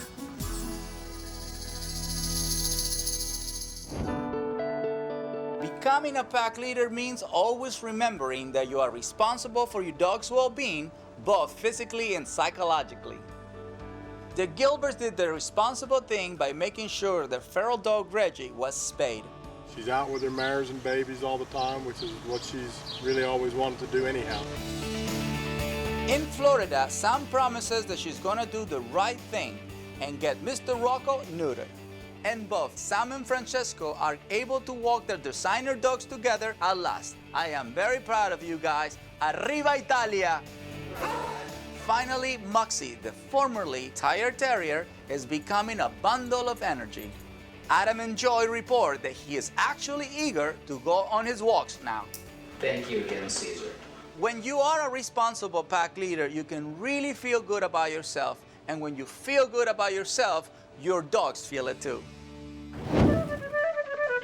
I am a classical musician in the city, so I freelance a lot as a flute player and an orchestra conductor. But I mostly devote my time to being the executive director of a nonprofit program here in Los Angeles called the Harmony Project. And what we do is we provide music instruction to inner city kids that are from underserved communities. And I have a very active life, but I wanted to have a companion to share my life with. I'm gonna pretend you're not there. When I finally decided I wanted to get a dog, I went to the Pasadena Humane Society, and there was this little dog, about 18 pounds, absolutely terrified in the back corner of a kennel. She was probably the most broken dog in the entire shelter. I thought, wow, she really needs a lot of help.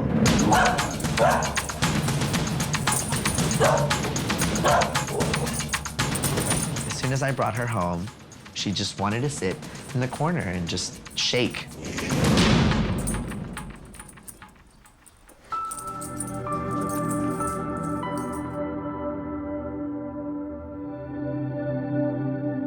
I noticed that she was just very afraid of everything. She is terrified of noises, anything with wheels, really. Strollers, bicycles. Hi, sweetie. People in general. She's just terrified of people. It's just me. Almost anything in the environment that makes noise, that moves, or, you know, or is living. She's just absolutely terrified. I started taking her to work with me, and I thought, wouldn't it be wonderful if she could get over her trust issues with people? The children could just experience what it is being around a dog and bring a little bit more happiness to their lives through her. When she's afraid, she's completely oblivious to her own safety. She just wants to run, she wants to hide. Several months ago, we were out in a very high traffic area and her collar broke. And she took off running across the street. She got hit by a car and then she just took off running. And I lost it. I was just out looking for her. People were helping me find her. It was a really cold night. It was freezing. And so I'm thinking, she found a hole to crawl into, and she's just not gonna eat, she's not gonna drink anything, and she's just gonna let herself just go to waste. It was around midnight, and I was posting signs, and I realized how still it was. It was really quiet, and I started whistling.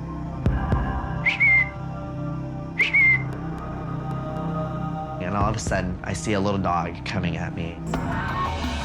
I mean, I could not believe it. It was like right out of a movie. My first concern was to run her to the emergency vet. He said, your dog's perfectly healthy, minor abrasions, but she's completely fine. I realize now that she reminds me of what I was like when I was a kid.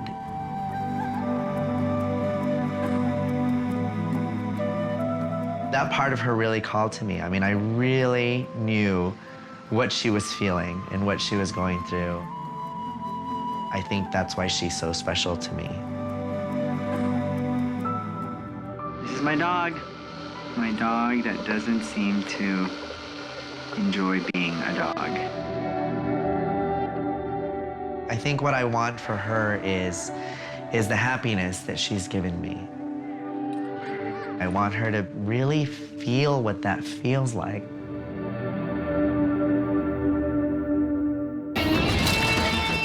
Dog behavior expert Cesar Millan knows that extreme fear in a dog can have a variety of causes, and that it's often a very difficult issue to overcome.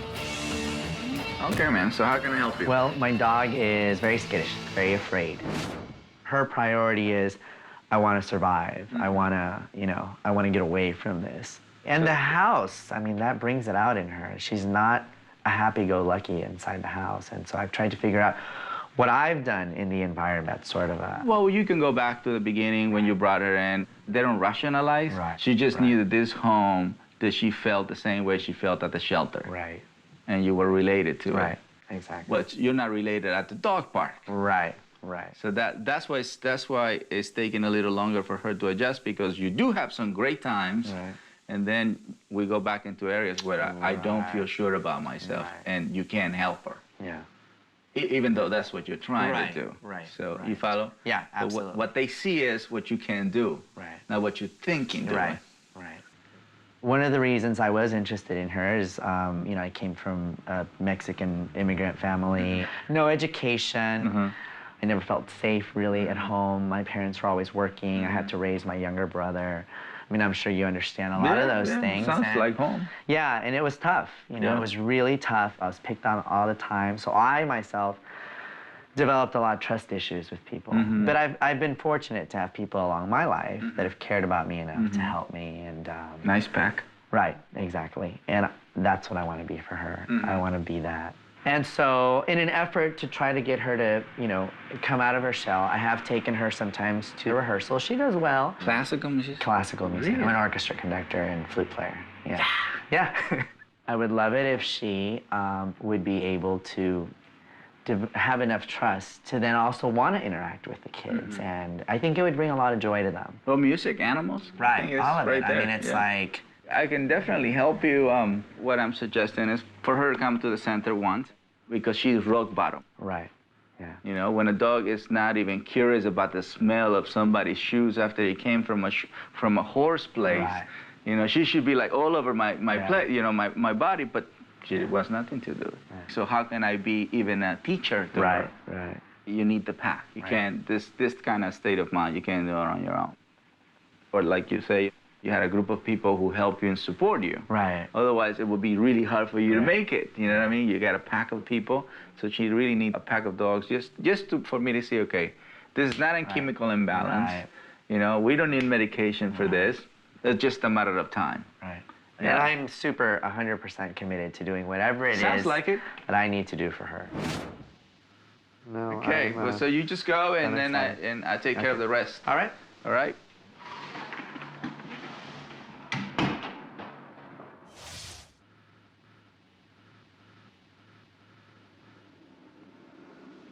Now the best thing to do here is really, until she calms down, she chooses a certain position, then I move.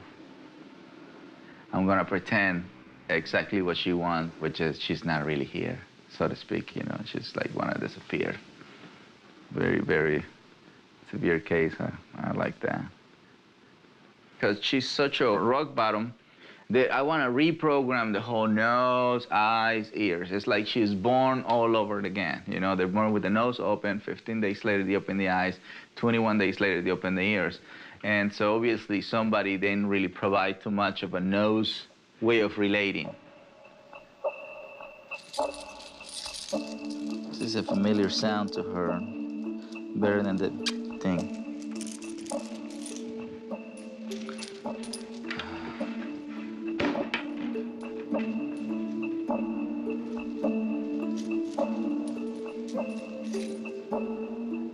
Maintaining the same body language, same height is also good. It's important, you know. I really wish I can transform into a dog right now, but I can't. I can only pretend to be one. So, present.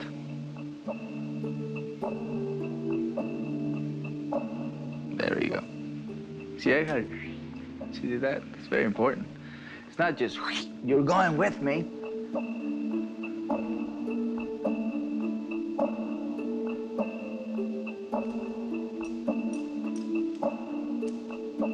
That's the scruff, you know. See, I don't think this particular dog was raised by the mom the way they should. So she's missing a lot of those touches, you know, like the mother comes and carries them, or the mother comes and grooms them, you know, all that type of touch. This is why we have to let their mothers raise them. You know, 2 to 3 months will be ideal because they lose who they are or the identity. And that can make a dog very afraid, very nervous, very anxious. The table stabilizes them, keeps them in one place, and you get to start working with their body. Tail up is always a very proud position. She's not doing it on her own, but she's a little bit more curious. This is why we need dog psychology centers after shelters. This is like perfect candidate to spend enough time with a pack before a family wants to adopt. There you go. Most of my carrying is from here, but this is important to feel. This is for the brain.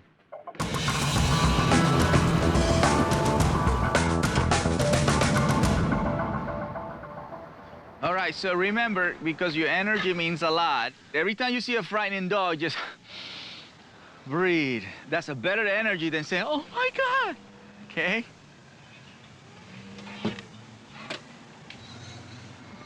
Look how she opens her feet, you know? And there's nothing really bad happening except in her brain. So again, you go backwards, less confrontation. She's like trying to sink in. Any hole she finds, she's trying to sink. This is what I want. But I'm gonna do something even better. Spot.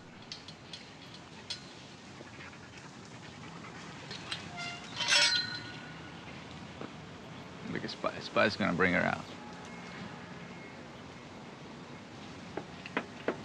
Very good, Spot. There you go. Nature helping nature. Good boy, Spot. That's good. So I'm related to it. This is a much.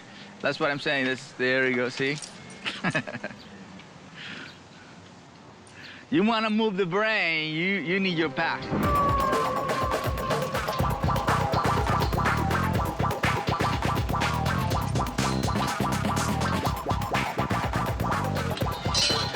Now is to see who she becomes attracted to, who she can feel better with.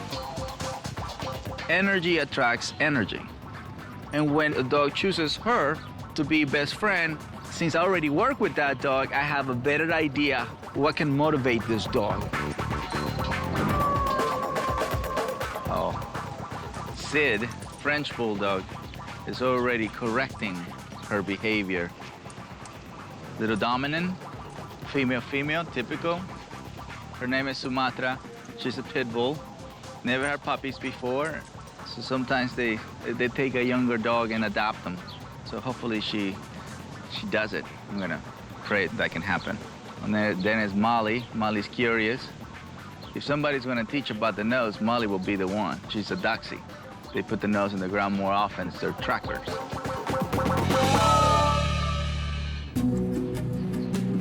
Right now, it's no different from the first day. So I have to do no touch, no talk, no eye contact, and the pack is gonna tell me exactly how she's been doing.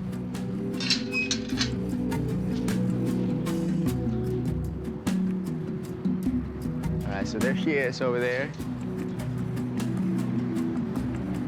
See, the pack is bringing her.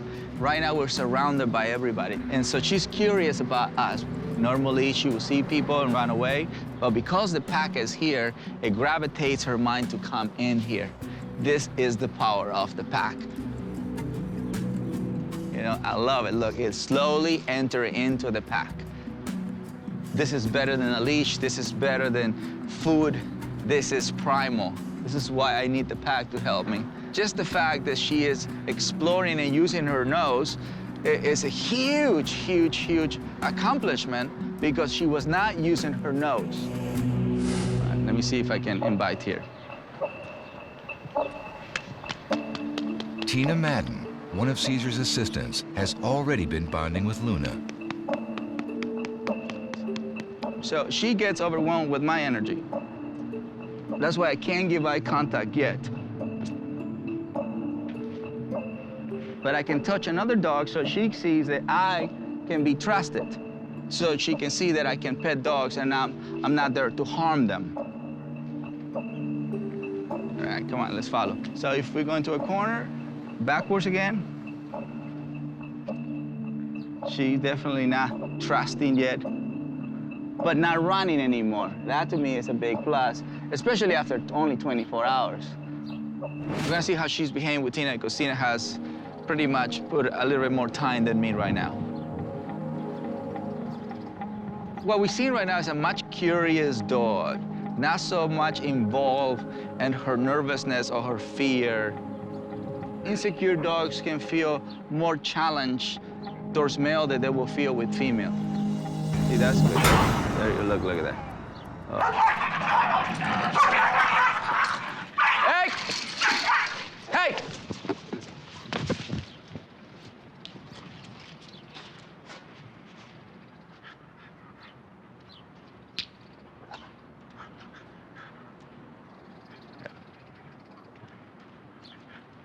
Don't let her go. I was a little scruff, and I tell you what, Luna started the whole thing. She invited into the space, and then my girlfriend here came and do this behavior. Luna took it as the...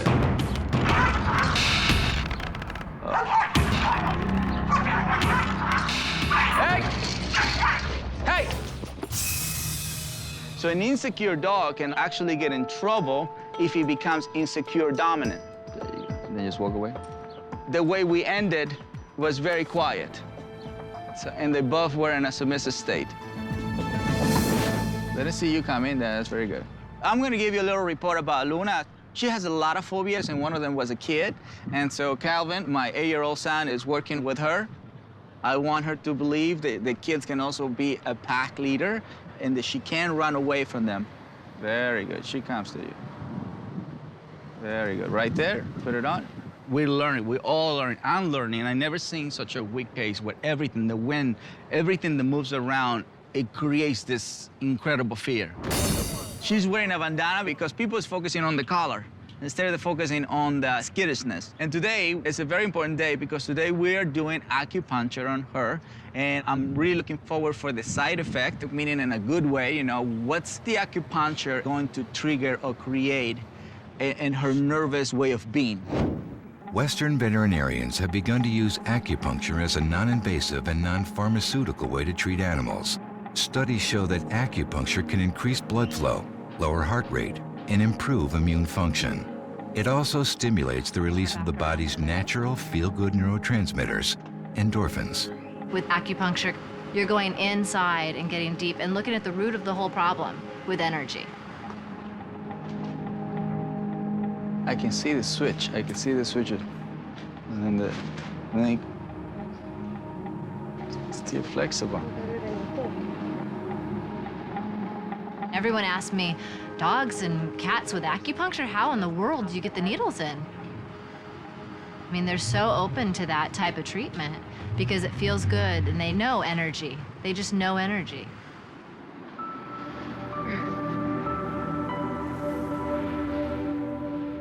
It's 1 o'clock right now. It's a lot of sound. But in a dog that is normally so nervous, she's not reacting, not even this much. We kept the needles in for 15 minutes. She was doing really well. Right at that point when I was starting to talk about taking them out, I felt her starting to ramp up with her energy.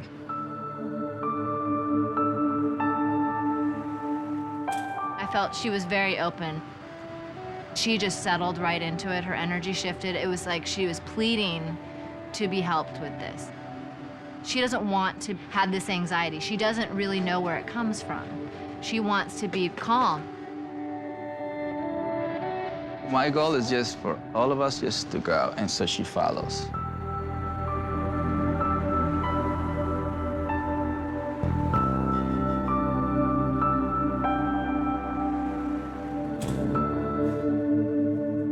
See, the thing is, she follows us in, so she follows out.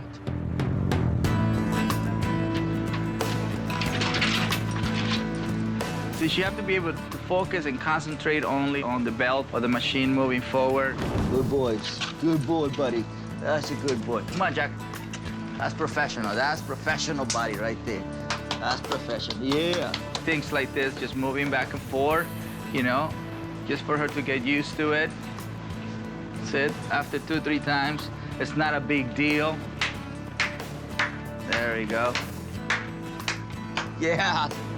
They're all coming to the sound, so that's how she's gonna learn from the pack that this means affection, right? You remember this girl, right? Look at this. Nobody gets more affection than her. Nobody, nobody, nobody. Just like, you know, what happened in our life, every time we go through a challenge, our self-esteem gets into another level. Luna is moving slowly, and we see incredible improvement, which you guys are about to see.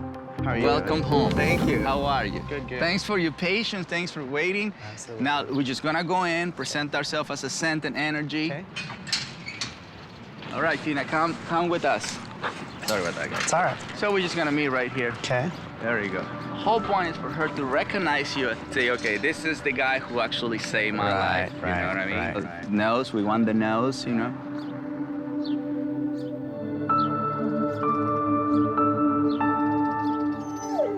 Hi, Luna. Hi.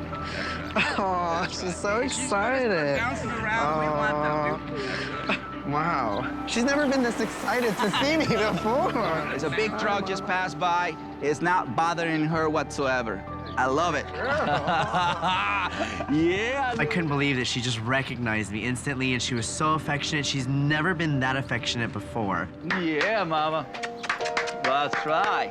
So you see, every time she's doing something where the brain is moving forward, we start using the sound that would normally make her run away. I'm surprised she didn't jump off the treadmill when she heard that. By that, Right. exactly. Now, as you know, you have to learn how to use the tool so you can create the best experience. In this case, if we have a Luna who is curious about the world, we want her to go forward, right? So that's what the Flexi Leash right now can help, because that can create a better self-esteem. See that? That's a big deal right there. Right. Luna will be in Echo Park or someplace. This is a big deal right here. The guy coming forward freaks it out. The trailer. Look at how she's passing by. That's amazing. Look at her, she's alert. Right. I know that he's gonna keep her for another month, and so as much as it saddens me, I'm really excited though, because transformation in 1 month is amazing, so I can only imagine how much better off she's gonna be in another month. During the next few weeks, Abel will continue to visit Luna at the center to keep up on her progress and to learn more ways to help her when she goes home. You're gonna stay here for another month? Yeah. You know, one thing that I would like to do is to come to that area where you teach the kids. Yeah. And bring it for the first time. Okay. She will be a new instrument to work with. Okay, great. You know what I mean? That's amazing to me. Absolutely amazing. I didn't know this thing existed. Look at that. Look at that face. Yeah. Look, America, we can do it. We use everything possible to create balance. In addition to her regular pack activities, Luna continues to receive acupuncture every 2 weeks to help treat her anxiety. Start always from a holistic point of view. If it doesn't work, then you move to the pharmaceuticals. Why not? Luna's phobias are so great that Cesar often brings her home at night so the family can work with her. One day, I step on this plastic, and that completely threw her off. And so when I turn around, the only thing I saw is a dog just jumping out the gate. This is a very tall gate. This is totally unexpected. Didn't realize, you know, that a simple plastic thing was gonna just totally throw her off completely. A devastated Cesar calls her owner Abel. When I got the phone call, I could sense from everybody that there was this very sincere emotion about the fact that my dog was lost that day. And when I was driving there, it was about 2 hours, two-hour drive for me. And it was a very hard drive for me to do. And I kept saying, I'm not gonna be angry. I'm gonna find her. But I was angry inside. I was upset. So when I got there, Cesar came up to me and gave me a hug, and he said, "I am so sorry." And that meant the world to me. And I saw the fence, and I know my dog. I mean, she can jump a 6-foot fence, and I knew it was nobody's fault. I knew it had nothing to do with it. It was just that my dog just jumped the fence. And I could see how hard everyone was working. So it was a hard day, but as the day went on, I kept telling Tina, once it's dark and it's cool, I will find her. I know it. At about 10:15, 10:30, I was driving around and I whistled for her, and out comes this little dog from behind the hill. And she ran right up to me. I took her in, put her in the car, ran her back to Cesar, and I said, "Here's my dog. I must really trust you, but here is my dog," because I think it's important for her to finish this entire process. And I knew that if I brought her home, we would never be done. Abel was only capable to take Luna to a level 2, meaning she's not drowning anymore. Good girl. Then I come the next 2 months to a level 9. Oh, look at this. I don't want to complete her. I just want to take her to a certain level so he can complete her.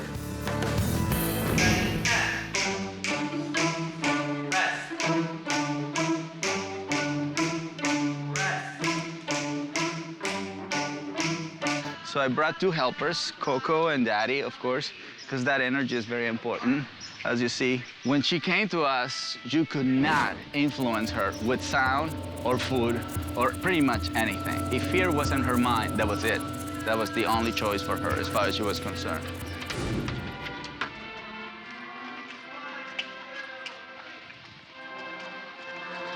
All right, so that Luna is following Daddy.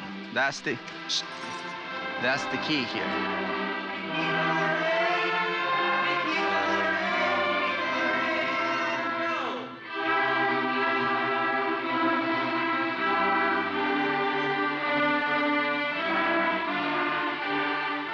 And I knew where I want her to be, right behind Abel.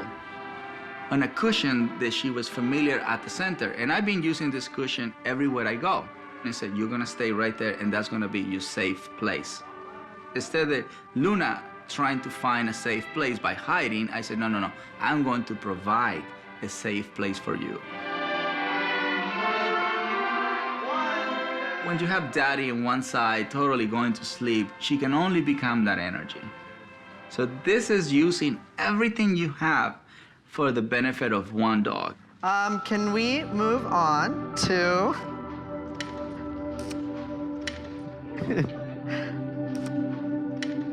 Hi, Luna.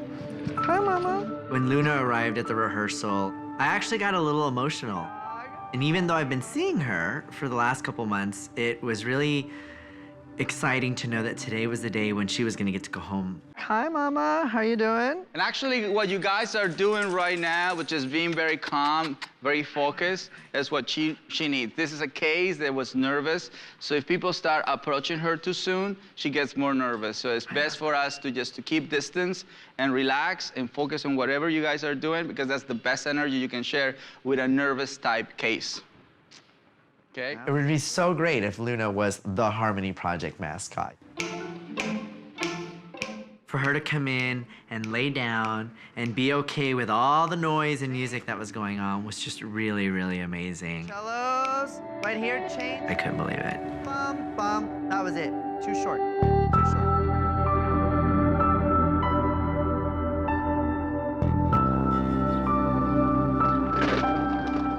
Skateboard in the back. She got a little concerned about it, but not a big deal. Right? That's great. That's not bad. See, observe. Right. So but she went back, not avoiding. Not flighting. You know, skateboard's in the back. I go in front. I deal with it. All right. Right. Right. Abel is doing fantastic. Now we're gonna go inside his house and see the end result, just to check how Abel corrects situation, just in case Luna go back into her old self. We want that. She's at the door. She's at the door. She's nice. She's at the door. I can hear the, very nice. This is what we want. We really want her, hold on, don't. We really want her to come in. There you go. That would be a more normal dog to come, you know, and greet. So today she's using her nose more. Who's behind the door, which is what we wanted. I always say, I want to bring her nose back. Luna can regress. I don't see that happening. I just have so much faith on Abel. I wish he can change profession, because he has the energy that it really takes to rehabilitate guys like this. This is just a matter of time. Thank you, my friend. I appreciate you. Thank you. You're a good man. And I'm so happy to help you. Hopefully your mom knows that you're a good man. You're rescuing Senora, he's a great man. We'll be in touch for sure. Thanks for everything. Absolutely. Luna is definitely a part of my family. I find that my life is so much less complicated because of her. I have a reason to come home every day, and I have a reason to get up every day, and she just really fulfills a lot of stuff inside in my life.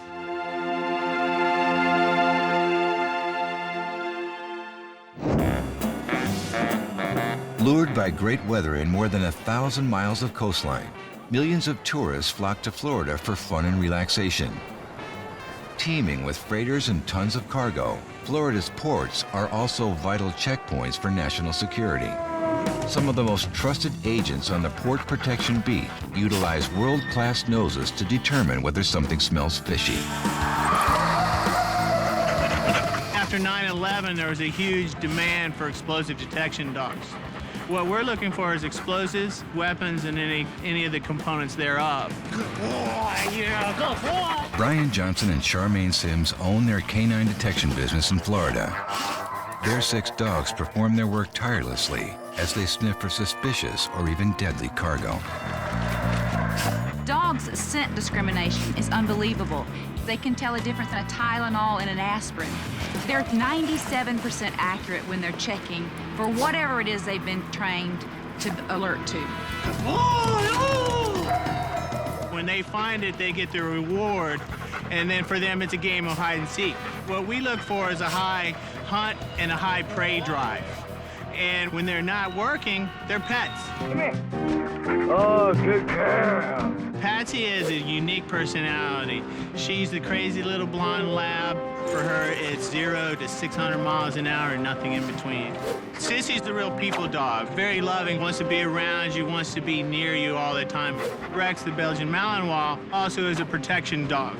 But he's a huge baby. You step on his toe and he'll cry like crazy, but he's very intimidating and very frightening. But don't step on his toe.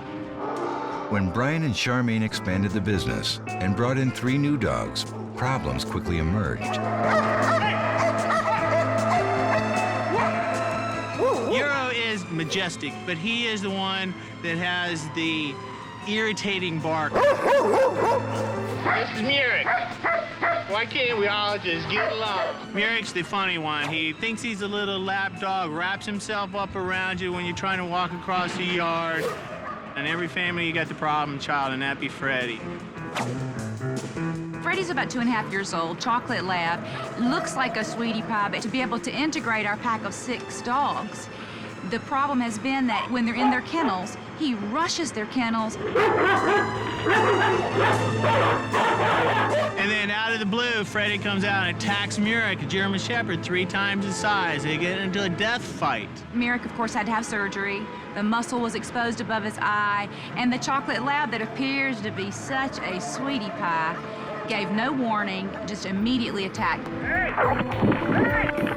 We were afraid to try to integrate them because I'd wanted to, and then with that episode, it was just kind of overwhelming. And so currently, we're walking the dogs individually, but it's taking all day long and all of our resources, so tempers get short. We feed them separately. We can't let them out in the yard at the kennel together. Everything we do has to be one-on-one. It has taken every minute of the day to take care of the dogs. I'd like to be able to do like I see Cesar do, is get all of his dogs together and take them for a walk, to exercise them, to be a family, to be a pack. He's got to rehabilitate our dogs, and he's got to train us. So we're going to learn how to do this. Cesar arrives at Port Everglades in Fort Lauderdale to take on the case. But can he transform these squabbling co-workers into a balanced pack? I kind of have now a little fear. Yeah. It's not like, okay, I enjoy them, and individually they're a joy. Working is fun, but I'm very paranoid, especially when I'm there by myself, to be careful I don't let anybody out, because the new 3 dogs do not mesh with the older 3 dogs. We got the Labrador Retriever, and within a few short days, he attacked the large German Shepherd. The Labrador? The little lab attacked him. 62-pound lab attacked an 80-pound Shepherd. And there was blood everywhere, and truly in that fight, there wasn't like you see some dogs stand off, hair stands up in the ground. No, it was an instant attack, instant had hold of each other's face and neck. They never stood back up, and you could tell, they're going to fight till somebody dies. They're going to a red zone, which they shouldn't. So what we're wanting to do is integrate all of our dogs into a pack, and for me to learn the skills to do that. And then if we increase our pack, to be able to bring those new ones in. Right. For example, just cleaning the kennels or walking the dogs is an all-day adventure because you have to do them one at a time. To feed them. To feed them. And then Another issue is there's a big jealousy if one dog's working or out of the kennel at the home or at work, and the others want to be. Yeah. Loud barking, constant, and one of the dogs has an ear-piercing bark that just sets you to great instantly. So if we can mostly address the family, the wholeness, I try to be the leader, and I have that rapport with each one, but individually, as a group, I'm afraid that something will happen. We had friends at the house, we had a lot of the dogs out, an article got thrown in the air, set off the dogs into a frenzy. They're very possessive. The three, I could throw a ball and the fastest one to get it and there'd be no fight, and I never had to worry about any bloodshed. Yeah. But now with the new guys and that fight that arose in the backyard that I was able to separate then, I'm afraid that it won't be able to. And the size of some of the dogs is large. You want to learn about a pack. I want to be able to go get the dogs out without the others going all crazy. To be able to look at them and say, hey, you're next. Be patient. I'm ready. The environment here is not a quiet environment. The lights are loud, the boats are loud, the people here are loud, the forklifts are loud. It's all about money. It's all about creating this, getting people in, getting people out, you know, making sure nobody gets unsupervised. That's what we have to learn to create relaxation, calmness within the chaos. This is Freddie. He's the one that's been instigating most of our problems. All he wants to do is play. He has no aggression in him at all. Is the best energy you have? He would be the calmest. Yeah, his energy is very calm. Yes. Yeah. You can make this the role model. I always say you have to allow your dog to work or you have to find him a job. Well, these guys have a job, they just don't know how to rest. The way I was gonna end this day is I was gonna have all the doors open and they were gonna be relaxed. I know exactly how working dogs view gates. A gate open means work. A gate open never means relaxation. Dog training is a philosophy created by human, and it's a lot of sound involved. Good boy, yeah, yeah, come get it. Yeah, find him, yeah. You know, it's this whole thing that. That's right. You see, so his mind is like, yeah. And then he finds it, forget about it. Yeah, good boy. Oh my God. So the dog never learned to find whatever calmly. Can you come work for us? Yes. Cesar decides to begin the rehabilitation process with Merrick, even though it initially creates a commotion with the other dogs.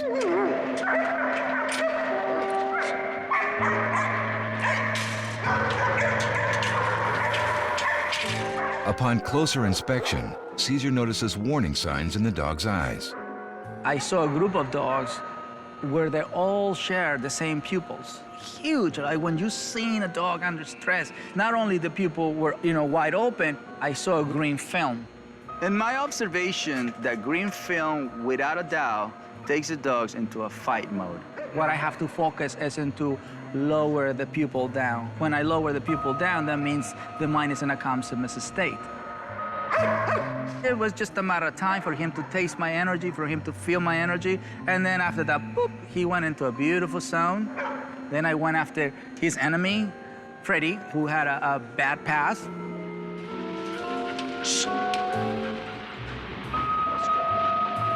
Then Freddie actually became really calm, submissive very quickly. He's very sensitive to hand and the tap, so we can use that as a plus. Calms himself quicker. He didn't put up a fight. The German Shepherd started looking with ears forward and the alert side of him. He was trying to create a problem, and so I have to address. I just know that he attacked him. So right now I'm presenting him in his turf and his territory and his home that I can bring him in and nobody shares any negative energy to each other. So what you're seeing right now is he is going into a state of avoidance and submission. Just like a human can be very successful in making millions and billions of dollars, but if he doesn't know how to relax, his life is living hell. It's not about working right now. Right now it's about relaxing. You have to be able to know. You have to be able to switch. This is typical, he's fighting. It's not that he's not trained on the leash. I'm pretty sure if I say a certain word, he will go into that working mode. There you go. See that? That's what we want. That switch, that calmness, that relaxation. What we're doing right now is preparing a dog to walk as a pack member, not as a team member. Team member means work. Pack member. Now I'm gonna get the bad boy.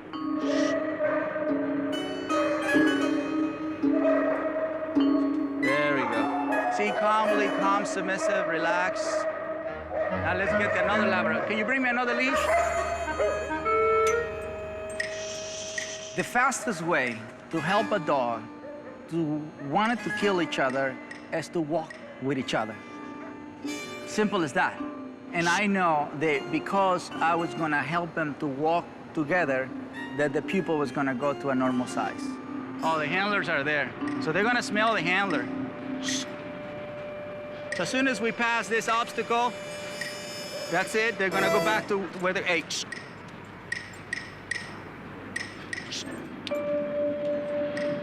See, that was the obstacle. The handlers were right there. So as soon as we passed the handler, I was able to bring the control back. Okay, let's go for number 4. They love to find drugs and bombs. I love to put a pack together. Here. Do they learn to love it? Yeah. Oh, this is good.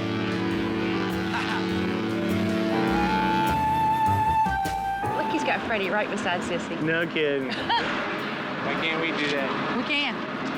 We can do that. Of course, it would be ideal for the whole pack to join us into this activity. But because it was not enough time to get to all of them, I addressed myself to the one who were creating the problem. The other guys get the benefit of the outcome of us walking this pack. Now let's get the handlers in here. That's when we get to see magic. We were anxious, nervous, because I've watched a lot of Cesar's programs. One, I knew there was probably going to point out some things that I needed to do better. No tension. No tension. No. We have to calm the excitement down. So that is tension.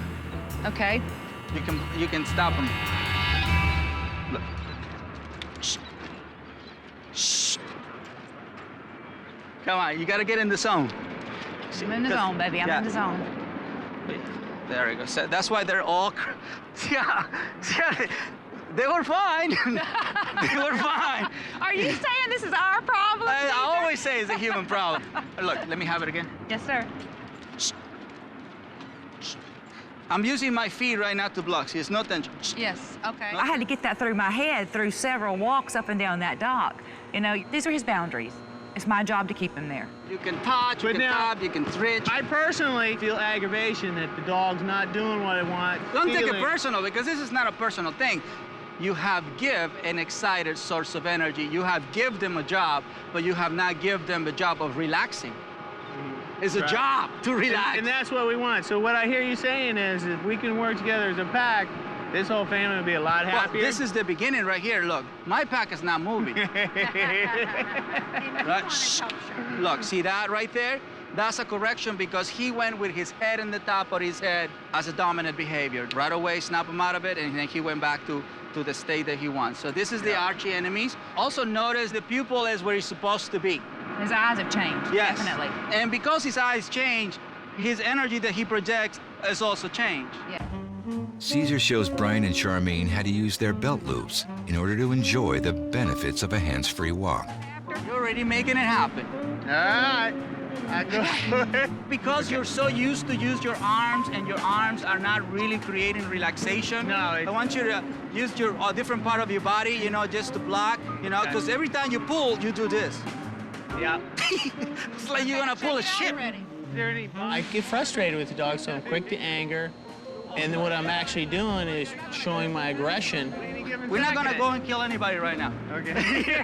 You don't have to go like Terminator. So what I've learned here today is how to express myself to the dogs. You know, in a non-threatening manner or a non-aggressive manner. After the walk, Cesar brings everyone back to their cages to implement his vision of having the pack waiting calmly at their open gates. This is awesome. This is a resting place. They should never go in there pulling you, dragging you. Grab. He didn't go until he told them, you know. So, and you don't close the door right away. You can practice, you know, not because the door is open, you come out. It's a psychological thing.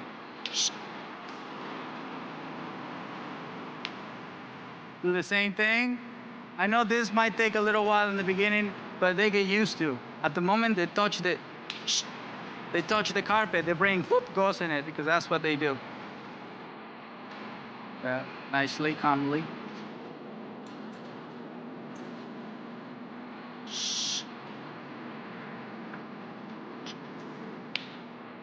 Go ahead. There we go. Perfect. That's it. I'll crack you. That's what I do. Just relax. See this? There you go. Good, good. You see the reaction from your approach and my approach? Aggravated. Yes. Because you're about to smack. He actually becomes powerless, you know, because he's not focusing on relaxing. He's focusing on feeding all this chaos. He's actually being part of it. Look at that one. See, that was controlled from here. So we don't have to go all the way. That's right. Like, that would be ideal time to us to close the door. But I'm just extending the challenge. So this is the picture that I wanted. This is why I'm here, to create this. A calm, submissive pack, you know? And this is what I visualize. Because when I came in, I mean, anybody goes crazy with the whole yapping. You know what I mean? Anybody goes nuts. My pleasure working with you. Share that energy. Look at this. Shh. Just be a Buddha, guy. It's incredible. You don't have to be a gladiator. Really, I came here looking for a solution to the problem about the pack of dogs, but I think the thing for me was that it touched in something inside me. It goes from me to the animals and to everything else in my life. And together, our other handlers, are we going to be able to pass this right down to them? And we're going to have a great team. This is incredible. That's amazing. But it takes patience. Just like it takes patience to train a dog to find bombs and drugs and everything. To find bombs, you can be super excited. But to find peace, you have to be relaxed. When working with dogs, you can never underestimate how dogs affect each other. It takes a village to raise a child, and sometimes it takes the healthy energy of a pack to rehabilitate a dog. In Luna's case, the power of the pack was absolutely the best medicine for her. Luna's been doing so much better since I got her back. She doesn't hide, she doesn't shake, she doesn't run from people. Thank you for giving me a dog that actually knows how to be a dog. I really appreciate it. Charmaine and Brian report that the power of the pack is helping to turn their 6 canine sniffer into a solid team. Brian and I are going to show you how we've been able to learn to walk more than one dog at one time and how easy it's become. Hey, Cesar, we're trying.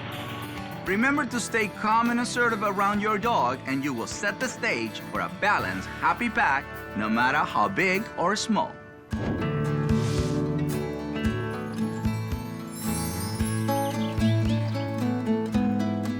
I've had dogs all my life. We've had mostly large breeds before this. And we thought we should probably get a dog that has a little more personality. And we chose a Jack Russell. Like most puppies, he was an adorable puppy. He's very affectionate. We also had a cat named Jake at that time, who was an older cat, but they got along fine. He seemed to be in control of Willie. Jake died, and we thought Willie's behavior was different after Jake was gone. And we thought that Willie should have another Jack. Maya right away got along with Willie, and they were fine. Maya is that's kind of a little lover girl. She's just a cuddler. Well, Willie is, he's an extremely intelligent dog. He does tricks. He is so good at tricks, and he was so on at class. He was the star student. They're just awesome, awesome dogs. Smarter than I've ever imagined.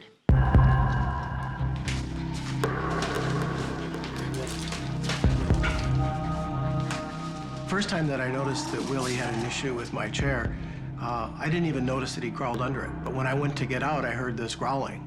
And I couldn't get him to kid from under the chair. It's like a shift. It's like two different personalities, Willie and his evil twin, Willard.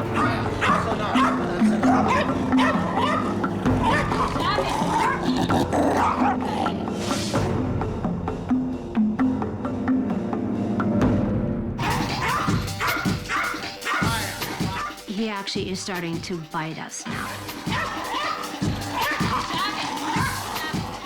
You know, so I will use gloves to get him out if we have to.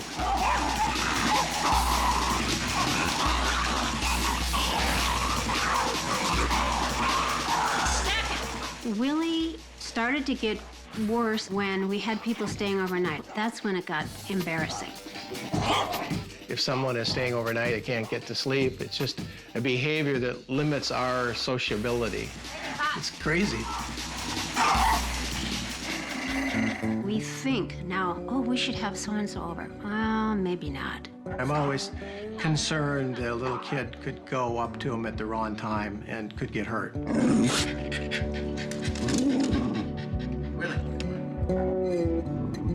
It's sad. I'm very sad about it. I think that's probably it. I knew Willie before, and this isn't the dog that we had before.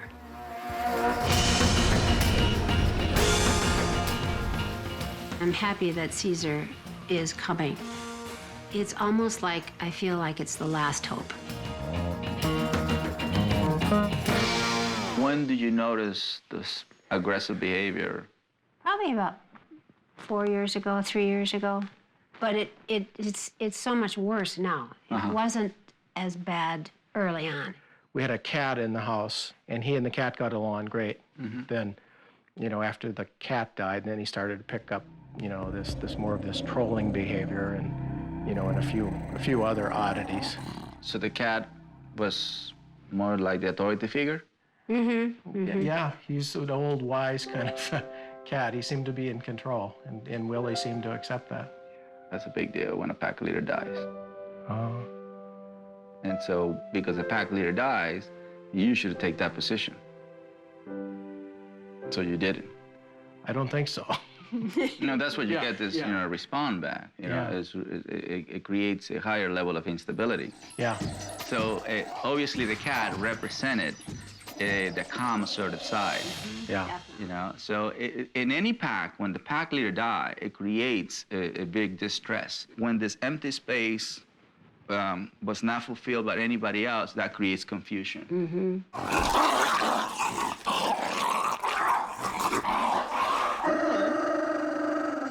So it have to be moments where you must address unwanted behavior. Like the cat, he addressed himself.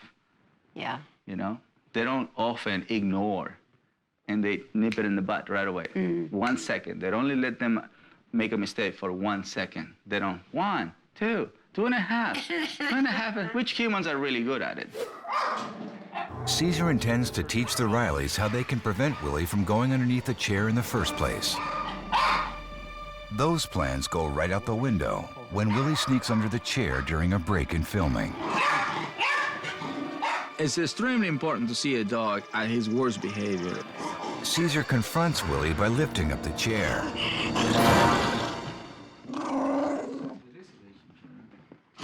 So when I confronted him, he started showing fear. So he was coming from a fearful point of view. So he was more concerned about releasing his frustration on the couch than releasing his frustration on me. Cesar needs Maya to play a role in Willie's rehabilitation, but he also wants to make sure she can't run away. It's more neurotic behavior than anything else. Very good girl. Controlling a larger breed, like a 100-pound, 150-pound dog, is easier than controlling a little dog, because they're built to go under things. So I needed my two hands to block Willie from intensifying himself in this neurotic behavior. So I tied Maya to a log that was there available so she can participate, because I needed her silence. You know, her energy.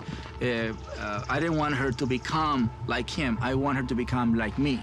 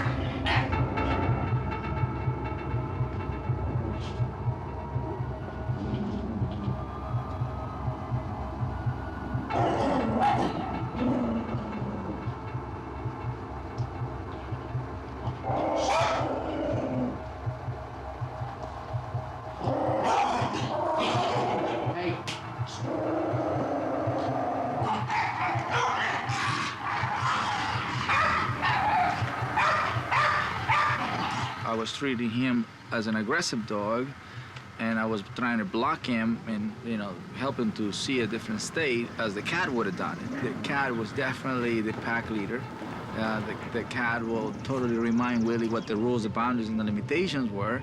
And Susan and Michael, they just left it that way and felt, I believe, bad about the cat passing by, and then they feel bad because Willie was feeling, you know, incomplete.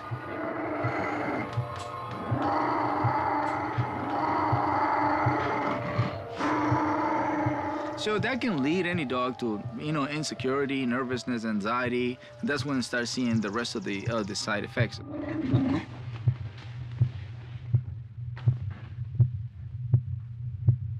The only thing I'm doing is claiming. And as you see, I'm not using my hand because you already target the hand. At the moment that he's not on the object that he's possessing, that's when you stop. So he knows, okay, what is it that they want? Because he's in a possessive state. The only thing I want is you not to possess this couch. So at that moment, you stop. So he gets, right, he's getting. So what they want me to do is just to give them the couch away. You see it? So at the moment that I'm doing this, I'm showing no fear, it's just calmness. He's fear-based, you know? This is not a dog that is naturally aggressive. Something made him afraid, and then he went under this thing, and then he learned to release his fear on this. One other big aha was the fear-based versus aggressive behavior. That as Cesar was working with him in his worst behavior under the chair, Cesar said, "This dog isn't aggressive, he's afraid." And I don't know what it came from. You know, he's really afraid of firecrackers and thunder, and it could have been something like back to that.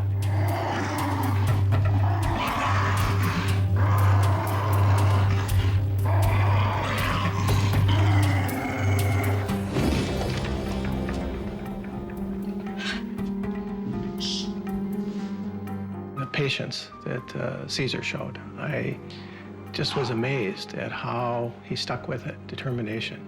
Willie was not going to give in, and Cesar just was calm and assertive and just patient and just kept working it and working it, working it.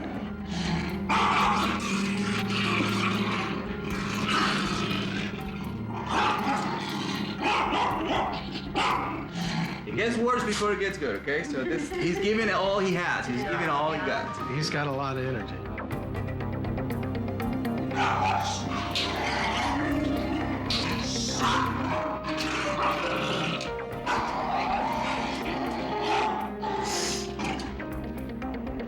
I was emotional about it because I didn't want him to be so frustrated and not know what to do. It just seemed like he was going in circles and going in circles.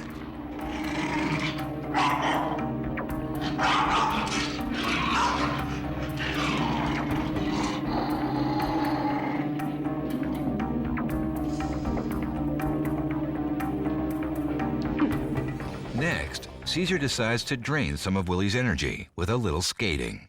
He likes to run when you run.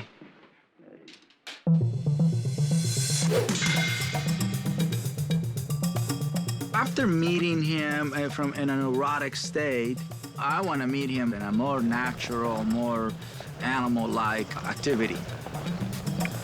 So once I met him, you know, outside his house with my rollerblades on, I saw, okay, so this guy do have a limit. That allowed me to create a leverage, you know, a more instinctual leverage over him, where I can be faster than him. And that to them is very amazing. With a tired Willie by his side, Cesar prepares for round 2.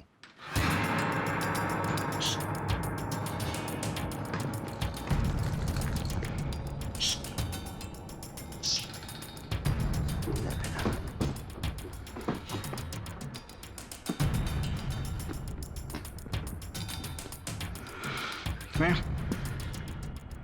Stay. Stay. Shh. Stay. Right here. Stay. Shh.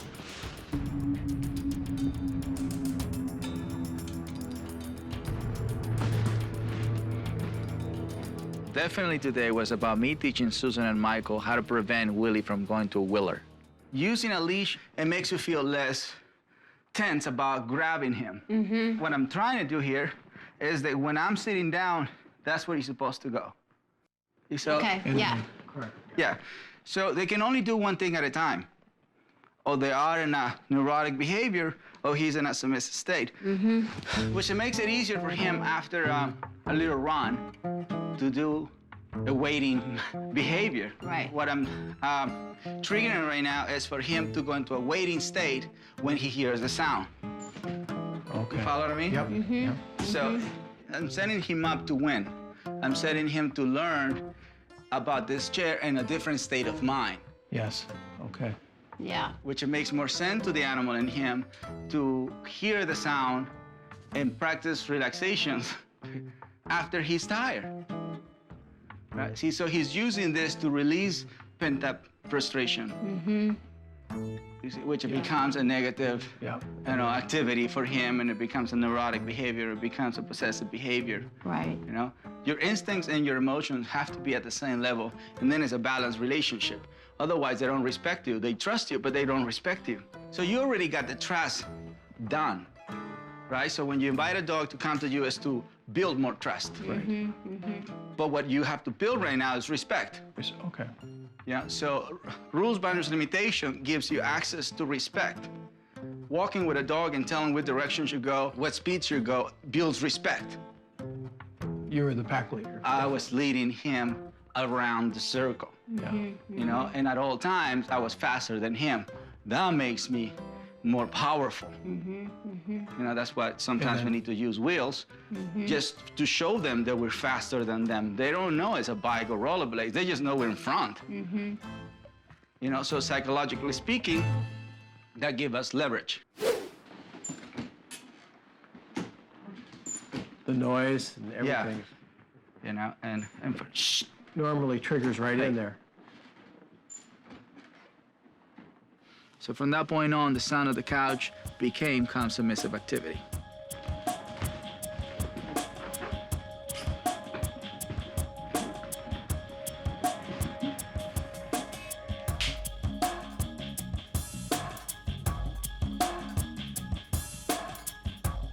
Then it's Michael's turn to test the hot seat. No. No, and then what?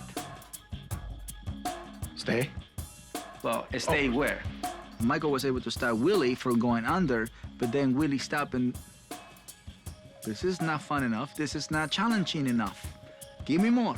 Create more space. More space. Okay. Sit. Sit. Stay. Down. Maya. Down. Okay. Stay. Stay. That's better.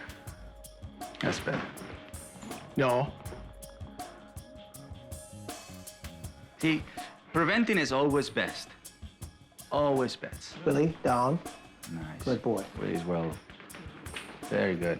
Look at my... Oh, I like that face. See, that's sufficient all the way. This is alert. That's good. If he goes under there, just ignore, bring food. Just, you know, just bring smell and just get him out of there and then put the leash on. Okay. You know? Don't go anymore and try to get him out of that. You know, use the food, pass the food scent, and then let him get caught on the food scent. And then he comes out, then you put the leash on. Because when we put the leash on her, she became more docile. Yes. Easier to influence. Right. Yeah. There you go. Yeah. So no more going up in there and try to grab him and remove him because you become tense, fearful, angry, and all those things. So we don't want to trigger that in you anymore. That one better. I'm excited that we will have a plan to work on, and you know, every day we're going to spend some time working with Willie.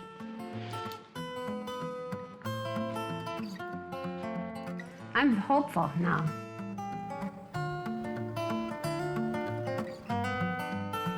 Another big thing I learned is the prevention, you know, not letting him get in there under the chair, that you can see it coming and to catch it right away. I mean, I'm going to really work on that a lot.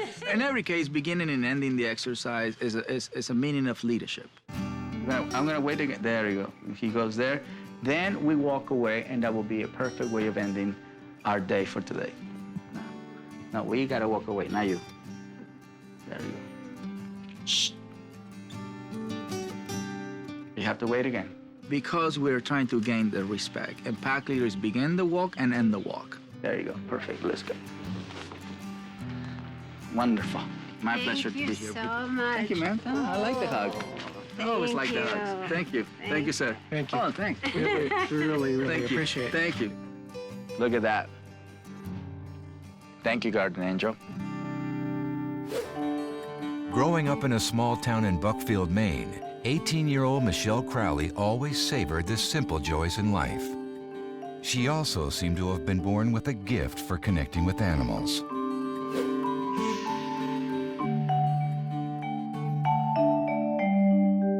She's always loved animals, even when she was very, very young. She would come up and any dog, any cat, any animal liked her. Very protective of animals and everything, right down the bugs that I had to catch when she was little and let out the door instead of killing them, and, you know, things like that. What's with you guys? Michelle's knack for communicating with animals came in handy when the family brought home Rottweiler pup Major. The two of them instantly formed a special bond. Major is our Rottweiler. He's 6, but he's definitely mine all over. Well, when Major was a puppy, I wanted to teach him some tricks. It took me a week to teach him that, and I was like, wow, a week? This is incredible. So I started teaching him other stuff, and every other trick I've taught him has taken less than a half an hour to actually teach him. All right, put your head down. He's smart. My favorite trick he does is no peeking, where I say no peeking, and he actually turns his head away like that. 15 minutes. No peeking. Major was right by her side when Michelle was diagnosed with lymphoma at the age of 17. When Michelle was getting sick and she was coughing and having problems, she'd come down and sit on our stairs down, and she'd say, Mom, I don't feel good. Major kept going up to her, and he'd stick his nose right in her chest. Which is actually right where the tumor was. And he'd push really hard, and he'd whine, wag his tail, and then he'd run into the living room to my mother and lay his head in her lap and just whine. And nobody could figure out why. And I found him like following me everywhere. You know, her only request was that we bring Major to the hospital to see her. And came running in and jumped on top of me when I was in the hospital bed. The dog loves me to death. Having cancer gives you a very positive attitude, if that makes any sense at all.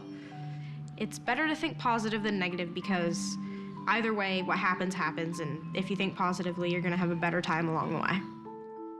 But even Michelle's positive outlook couldn't stop the madness in her home after her mother brought home German Shepherd Nira. We've had Nira for about 3.5 years now. She's my dog. She's always been my dog. Nira likes to growl at people, at cats, at everything. My mother does not like it at all when I try to say anything to Nira. She hates it. I don't know why, but she does not like me disciplining the dog at all. Both my dogs, the Rottweiler and the Shepherd, are both dominant dogs. I'm running around now, grab Michelle to give her a hug, and immediately Major comes over and he gets in between you. They feed off each other really bad. Okay. Okay. It's just a big, huge mess, and it's awful. While Michelle was in Children's Hospital Boston, a counselor there contacted the Make-A-Wish Foundation on her behalf. The foundation grants wishes for children between the ages of 2.5 and 18 who have life-threatening medical conditions. Since Michelle wished that the canine chaos in her home would go away, she asked the foundation for a trip to California, where her family and their dogs could get a one-on-one consultation with a dog whisperer. Actually, I was watching National Geographic one day, and I was like, wow, that's amazing. Like, I couldn't believe how good he was with all the dogs. I started actually doing some of the stuff he does, and it's worked wonders. Nira used to be worse than she is now. I want to learn more about what he does. I want to learn more about my dogs and dogs in general. And I want to learn about this dog psychology center especially, and I just want to learn so much about it all. In April of 2007, Make-A-Wish made Michelle's dream come true. A trip for the Clark family to Los Angeles and a special day with Cesar. Welcome. It's a long way from Maine. Yes, it is. How can I help you guys? Well, we have 2 dogs. Yes. And originally, I thought that our German Shepherd, Nira, was the one that had all the problems. Yeah. She's very hyper. She's never tried to bite anybody or anything like that. Her body language really confuses me. If I try to, give my wife a kiss goodbye, she'll want to get right between us. With Major, he's a very, very well-behaved dog. He listens, he walks perfectly. He does everything good like that, except he's so protective of me. So if somebody's tickling me or we're roughhousing, he's right there, he's barking, he's right in between. He does not let it happen. Right in the middle. And then once he starts going and getting into it, then Nira goes after him for doing it, and then they're all over each other. And when did you get this dog? They were old already? they were both puppies. So you raised them? Yes. Major was there before Nira? Yes. Yes. And then Nira took over? Yes, She definitely. wants to take over, yeah. No, she wants. She already did. Yes. Yeah. You had like the opportunity to raise them right. What do you think you did wrong? I know where Nira went wrong. Mom spoils her. Uh-huh. Doesn't let me discipline her. Whenever I try to say anything to her about going after the cats, Mom tells me to leave her alone, that it's fine, and she doesn't let me do anything about it, and she lets Nira get away with murder. It's very evident where it went wrong with Nira. Nira is my dog. Nira is the family dog. She's a family dog, but she attached to me. All right, let's focus on Mom. Why you feel the need of protecting Nira? Why? Wow. I'm not sure why. I know why you protect her, though. Tell me. Because of what happened to our other German Shepherd. Uh-huh. She was a very good dog, and all of a sudden, she just started getting more and more aggressive. She actually almost bit one of my little cousins who was like 3, and then after that, we had her put to sleep because she was just getting way too bad and she was gonna hurt somebody. And I think that has a lot to do with why Mom protects Nira so much. Because she was so close to our other German Shepherd. I see a lot of that in Nira. Nira's starting like that, too. Yeah. You have the opportunity to stop and never allow it to escalate this more, but we definitely need Mom to step up to the plate. But I really would like for you to take in consideration, why discipline is not part of balance in your book. Don't feel attacked. This is not a charge. This is a session or a time where I want to create awareness in you, because obviously you're empowering this dog. She have to learn to respect and trust all of us, not just one person. Because when she learned to respect only one person, the other people become targets. In a way, Michelle has already instructed the parents, what they should be doing. But the parents were not paying attention to young generation. The young generation was right. She walks with the dogs, and dogs stay right on the side. So how do you know this? Well, I knew a lot. Show. Yeah, I did watch your show, but I knew most of this before. Like, I taught Major to walk perfectly before, and then when I watched your show, I was like, I could fix a lot more. So I started fixing stuff, and that's why Major's so good, is because I've kept on him, and he's very, very close to perfect. It's really about all of us helping each other, And in the dog world, it's the same thing. Nobody's better than the other. Everybody has a position and help each other. It's wonderful to be part of somebody's wish. But this wish was not so much for Michelle. This was a family wish. This was for the whole entire family to get clearance. So you and I are going to do this exercise. Cesar begins teaching Michelle how to bring Nira into a pack of strange dogs. Okay. Whatever feels natural for you. I want you to, at the same time, as a behavior, you have to check your energy, the dog that you're bringing in, and the other dogs around. Okay. Okay? Yep. In order for you to create the connection, to create the blend that you're looking for. One thing is that you came in with a dog, half of her body in front of you. Okay. So that is gonna make the pack, or any dog, even though they're balanced, uncomfortable. Okay. Because she's coming with this state of mind. Yep. right? And the human is coming with this state of mind. So we have a tense human and an alert dog. So when you're entering into people's environment, from this point on, this is my environment, and this is a different environment. Okay. So at this point, you're asking permission to come in sort of way. Your dog next to you. All right. That creates an ease to the dogs who already living in that environment. Yep. Right? Hey, that fixation that she's doing by an excited dog, you have to snap her out of it. Okay. Or control that behavior. So as you saw what I did? Yep. I corrected here, or I corrected here. Yep. Yeah, so it's just a little tap. So instead of the ears staying being forward, the ears went back a little bit. Human makes a forward move. Right there, you follow her next to you. It's typical for new dogs when they come into a new environment to not feel in control. Yeah. And that's the part that I like to take advantage of, you know? Because they're new to the environment, so we can tell them exactly how to behave in that environment. Yeah. So far, absolutely good. The pack feels fine about her presence here. Every step you give is gonna create a reaction. Yeah. And your goal or your job is to keep that same state of mind all the way in. Here.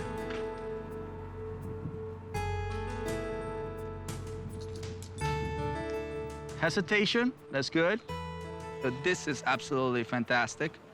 See, we're not gonna let her walk away from situation. Now, who will you pick from this pack to introduce her, you know, first? Who's your pick? That, what is it, like a lab? He seems pretty mellow about it. Okay. You think that's the right energy to bring it in, to bring it here? I don't know. Why do you chose him? Huh? You chose him.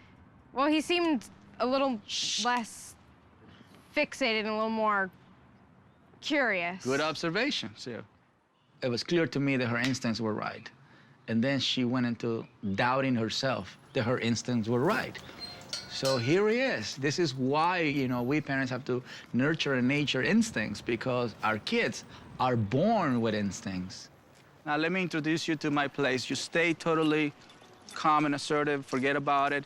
The whole pack already accepted her. He understands dogs completely, and he really has a gift for what he does. And it's great that he's sharing it with so many people. Good energy. Her part is forward. You gotta move forward. I learned a lot about how to assert myself and that I shouldn't hesitate, just how to keep my space and be a better pack leader, basically. Now bring your dog as well. She have to do the same activity.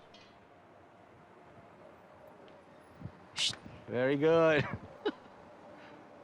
Very good. He's coming. There you go. Absolutely, the same thing. She wants what is best for the pack. So she's seeking for the wisdom. You know, she's seeking for the help. I'm honored that she chose me. But what I like the most is that I can make it clear for the family. And now it's not just her saying it. It's that guy on TV who knows exactly what she knows, repeating the same thing. This is like a kid who doesn't know how to play basketball with other kids, you know what I mean? Yeah. We as a society, we are lacking on knowledge, and that can trigger fear. Next, Cesar teaches mother and daughter how to manage Major's overprotectiveness of Michelle. No. Right there, right there. Ow. Go. We bumped it. Right there again. Hey. Right there. Right there. But don't move away. See, he have to back. Go. Go. So you stayed here, and he have to give you space. Okay. If you move away, you empower him, because he's gonna now he's gonna use his body, and he's gonna start pushing around. But that's the part. That's what you have to block right here.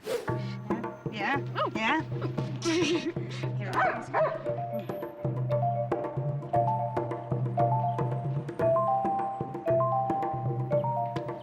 That's better. That's better. That's better. And then we can tickle you again. There. That's really good. That's really good. So it's working. Tickle. Very good. Very good. Very good. Excellent. See, that is great. I think that it went really well, and we really figured out how to fix a problem, and I think they're already responding extremely well.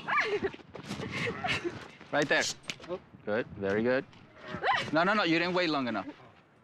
Yeah, you got to stop, that's right. See, you stay in the position like this, which is not an assertive position. So you were low. Yeah. You got to finish and then go back. So we were just dealing with people who were misinformed, you know? So once they see it, it's automatic transformation. You can't fight reality. Nope. Very good. There you go. When we controlled Major, Nero was fine, just fine, stayed right out of everything. So I thought that was awesome. Control 2 dogs with one sweep, you know, basically. Yeah. I think today was actually completely amazing. Like, it was exactly what I thought, plus like so much more. Sticks in the human world creates power. That's why emperors always have a stick. And it also can block animals from far away. And at the same time, when you touch something, when you hold something, it gives you that extra strength. Michelle, to me, is just like me. You know, it's somebody who has the instincts.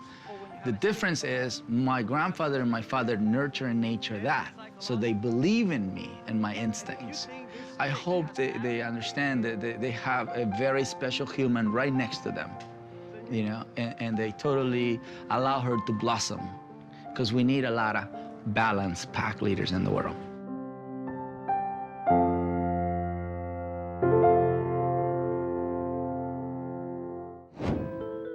In Scottsdale, Arizona, Greg D'Ottavio learned about a badly neglected neighborhood puppy whose owner was unable to properly care for her. She was in the yard. She was skinny, unfed, no water in sight. So I took it upon myself to take her out of the yard and bring her back to my place. I nursed her back to health. I called her Xena the hyena. She looked like a baby hyena. I just thought she was adorable. And yeah, I just fell in love with her. You sweet girl. You sweet girl. Greg and his fiancée Jody quickly realized that little Xena possessed a cornucopia of behavioral issues. Xena is afraid of just about everything. She has quite a few phobias or anxieties. She's afraid of the washer and dryer, the dishwasher, afraid of any sounds. The dishes and the pans making a rattling sound unnerves her. The biggest phobia she has is the stove. And she's okay sometimes with the cooktop, but when you go to turn the temperature gauge for the oven and she hears a click, she will do whatever it takes to get out.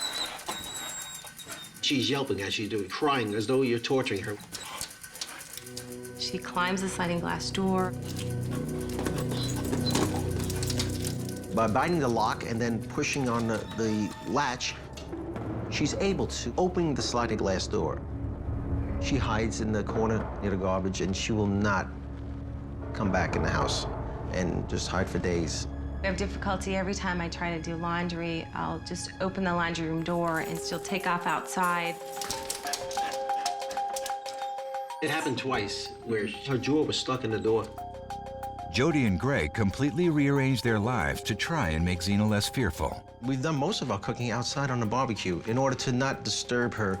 And on Thanksgiving, we use the barbecue to cook lasagna and put the turkey in, in the neighbor's oven. Keep walking. She also has an aggression towards people. Xena, stop. People with children won't come over. Go. She's confrontational with other dogs. I truly hope that Cesar can help us to be able to live a normal life. Xena, come on. It's okay. If we could just live like everybody else. And she's okay with that. That would be my biggest wish. Cesar travels to Arizona to take on the challenge of Xena's many quirky phobias. Do you want me to help you to show you how to decrease That The anxiety, the traumatic experiences. So we've really altered our lives Mhm. because I can't even cook in the oven. She can hear that click on the other side of the house. Mhm. If she hears it, she is terrified. Well, you have a very nervous dog. Yes. Makes me nervous. So we have a nervous dog and a nervous human. person. Like, come on, who gets more nervous? It's true. So it's a house of nerves. And she's been living like this for how long? 5, 6 years. Easy. She has exhibited anxiety since the first day I acquired her. Mhm. That's what she does. You know, that's how she copes with the world now. Yeah, she's, you know, rock bottom. Right. As you describe her. Anything, you know, anything you turn on triggers. So that's rock bottom to me. My question to that would be, what type of activities she has outside her neurotic life? Like going for a walk, backpacking, trails. Walking, we do make a point of getting her out no less than 3 to 4 times a week, Mhm. I would say. She doesn't have like a consistent activity. No. She doesn't get exercise discipline on a daily basis. Right. Let's meet her then. Okay. All right, so let's meet Zena. She's in the backyard. Cesar brings right-hand dog Daddy to assist with the rehabilitation process. Hold on there. She's a pretty tough-looking girl.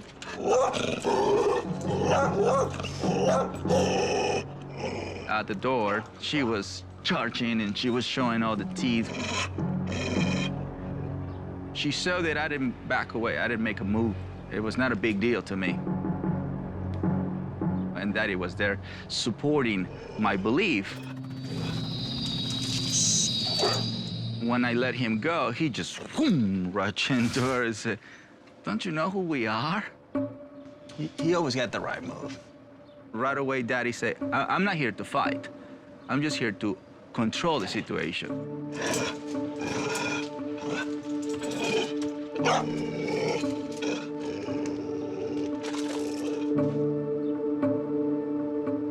Obviously, you know, she owns the place, so she's doing a lot of territorial dominant behavior, but who she really is a very insecure, nervous female. She has learned to control people with his fear. Daddy is totally ignoring the female and controlling the situation. That's what we need to do. Just go inside. That was not a good bite.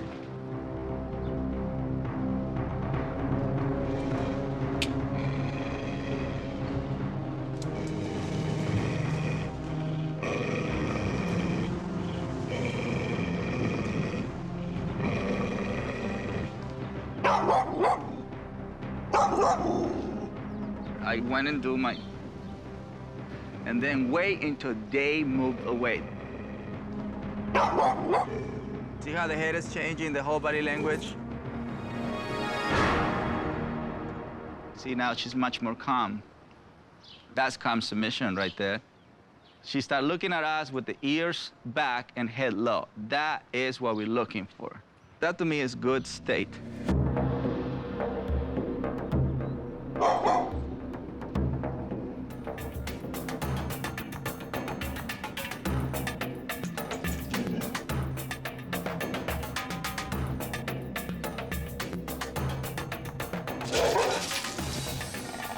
That's right.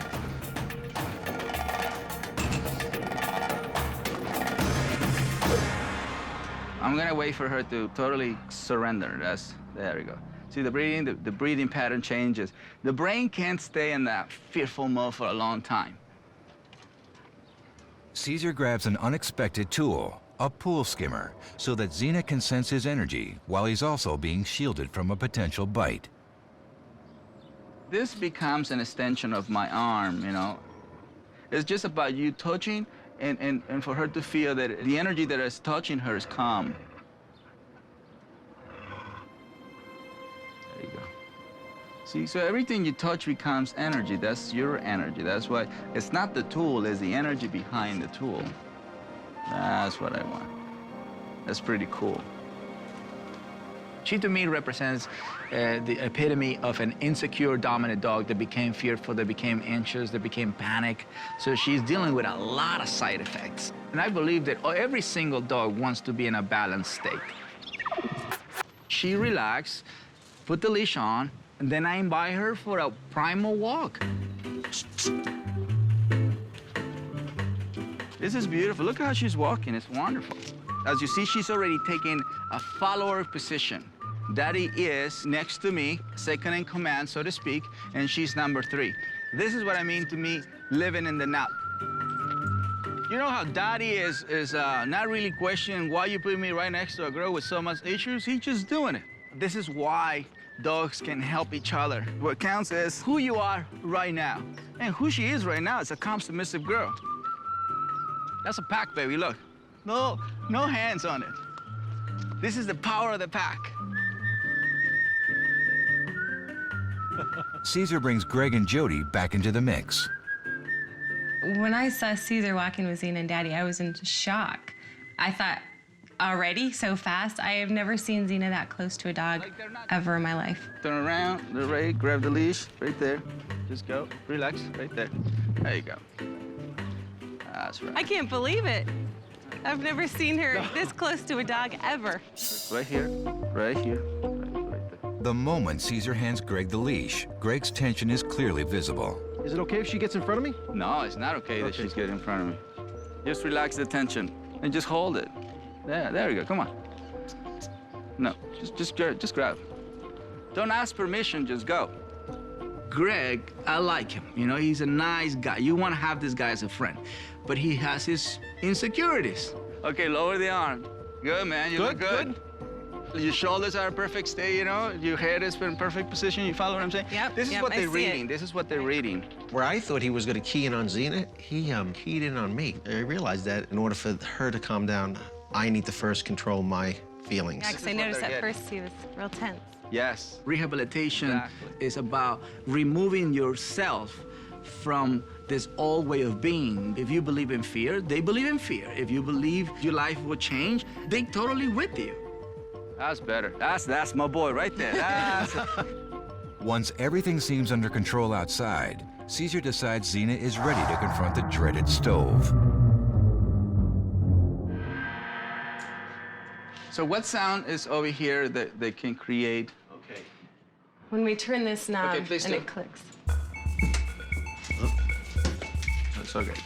It's typical. It's momentarily with this, right? There we go. Just let it go through the motion. Xena gets very nervous very quickly. In any situation she doesn't feel comfortable with it, she flees the scene. But how you calm the fear and the nervousness and the anxieties and all is by then learning to trust you. Learning to trust your lead. Will Daddy's calm, submissive behavior prove infectious? So that gives her access, okay, he's not panicking. You're not panicking. See, now we got that, see? Wow. So it was, more than 30 seconds. Right. And then she calmed down. Fright and flight. Yeah, exactly. More frightening than anything else. She's not Even though Xena has phobias, and the phobias can escalate to a very high level, she also showed me today that she's not so bad. Let's do it again. Okay. She put up the fight. She gave us the whole thing.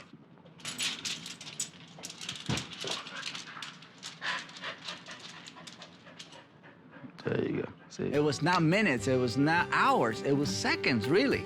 Her thing is momentarily. It's not as long as many of the cases that I have worked before. So it's not a hard case for you to work with, but you have to be very consistent with it.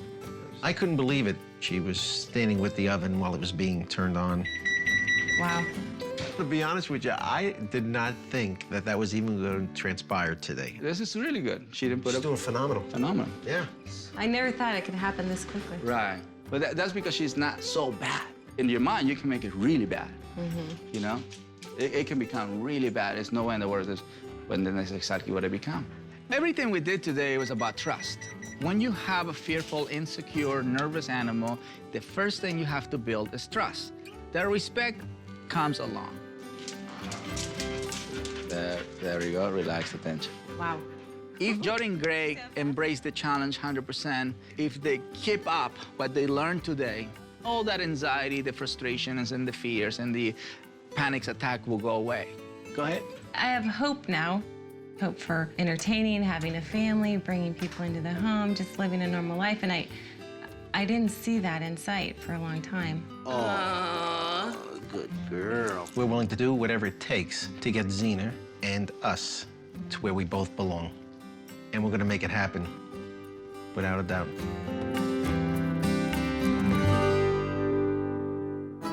I believe our dogs can help remind us that every day is another chance to live in the moment and create balance. I want you to stay. The Rileys say that Willie has made big improvement. Usually they can prevent him from going under the chair, but when he does, it's much easier to coach him out. Let me have it. Since Michelle visited my center, she has learned to follow her instincts and has become a calm, assertive leader to Nira and Major. So her wish came true. Right now, I can actually go all the way out back to the woods with them following me the entire way, which was impossible with her without a leash. Felicidades, Michelle. I knew you had it in you. Jody reports that as long as she keeps Xena on the leash, she can control the dog's panic attacks at the stove. But the best news is Xena now has another pack member, a boxer named Samson that Jody and Greg adopted from a local rescue group. The two dogs get along like best friends. She's come a long way, thanks to you. Until next time, remember that it's the pack leader's job to make sure the pack is fulfilled and balanced. I am the Dog Whisperer.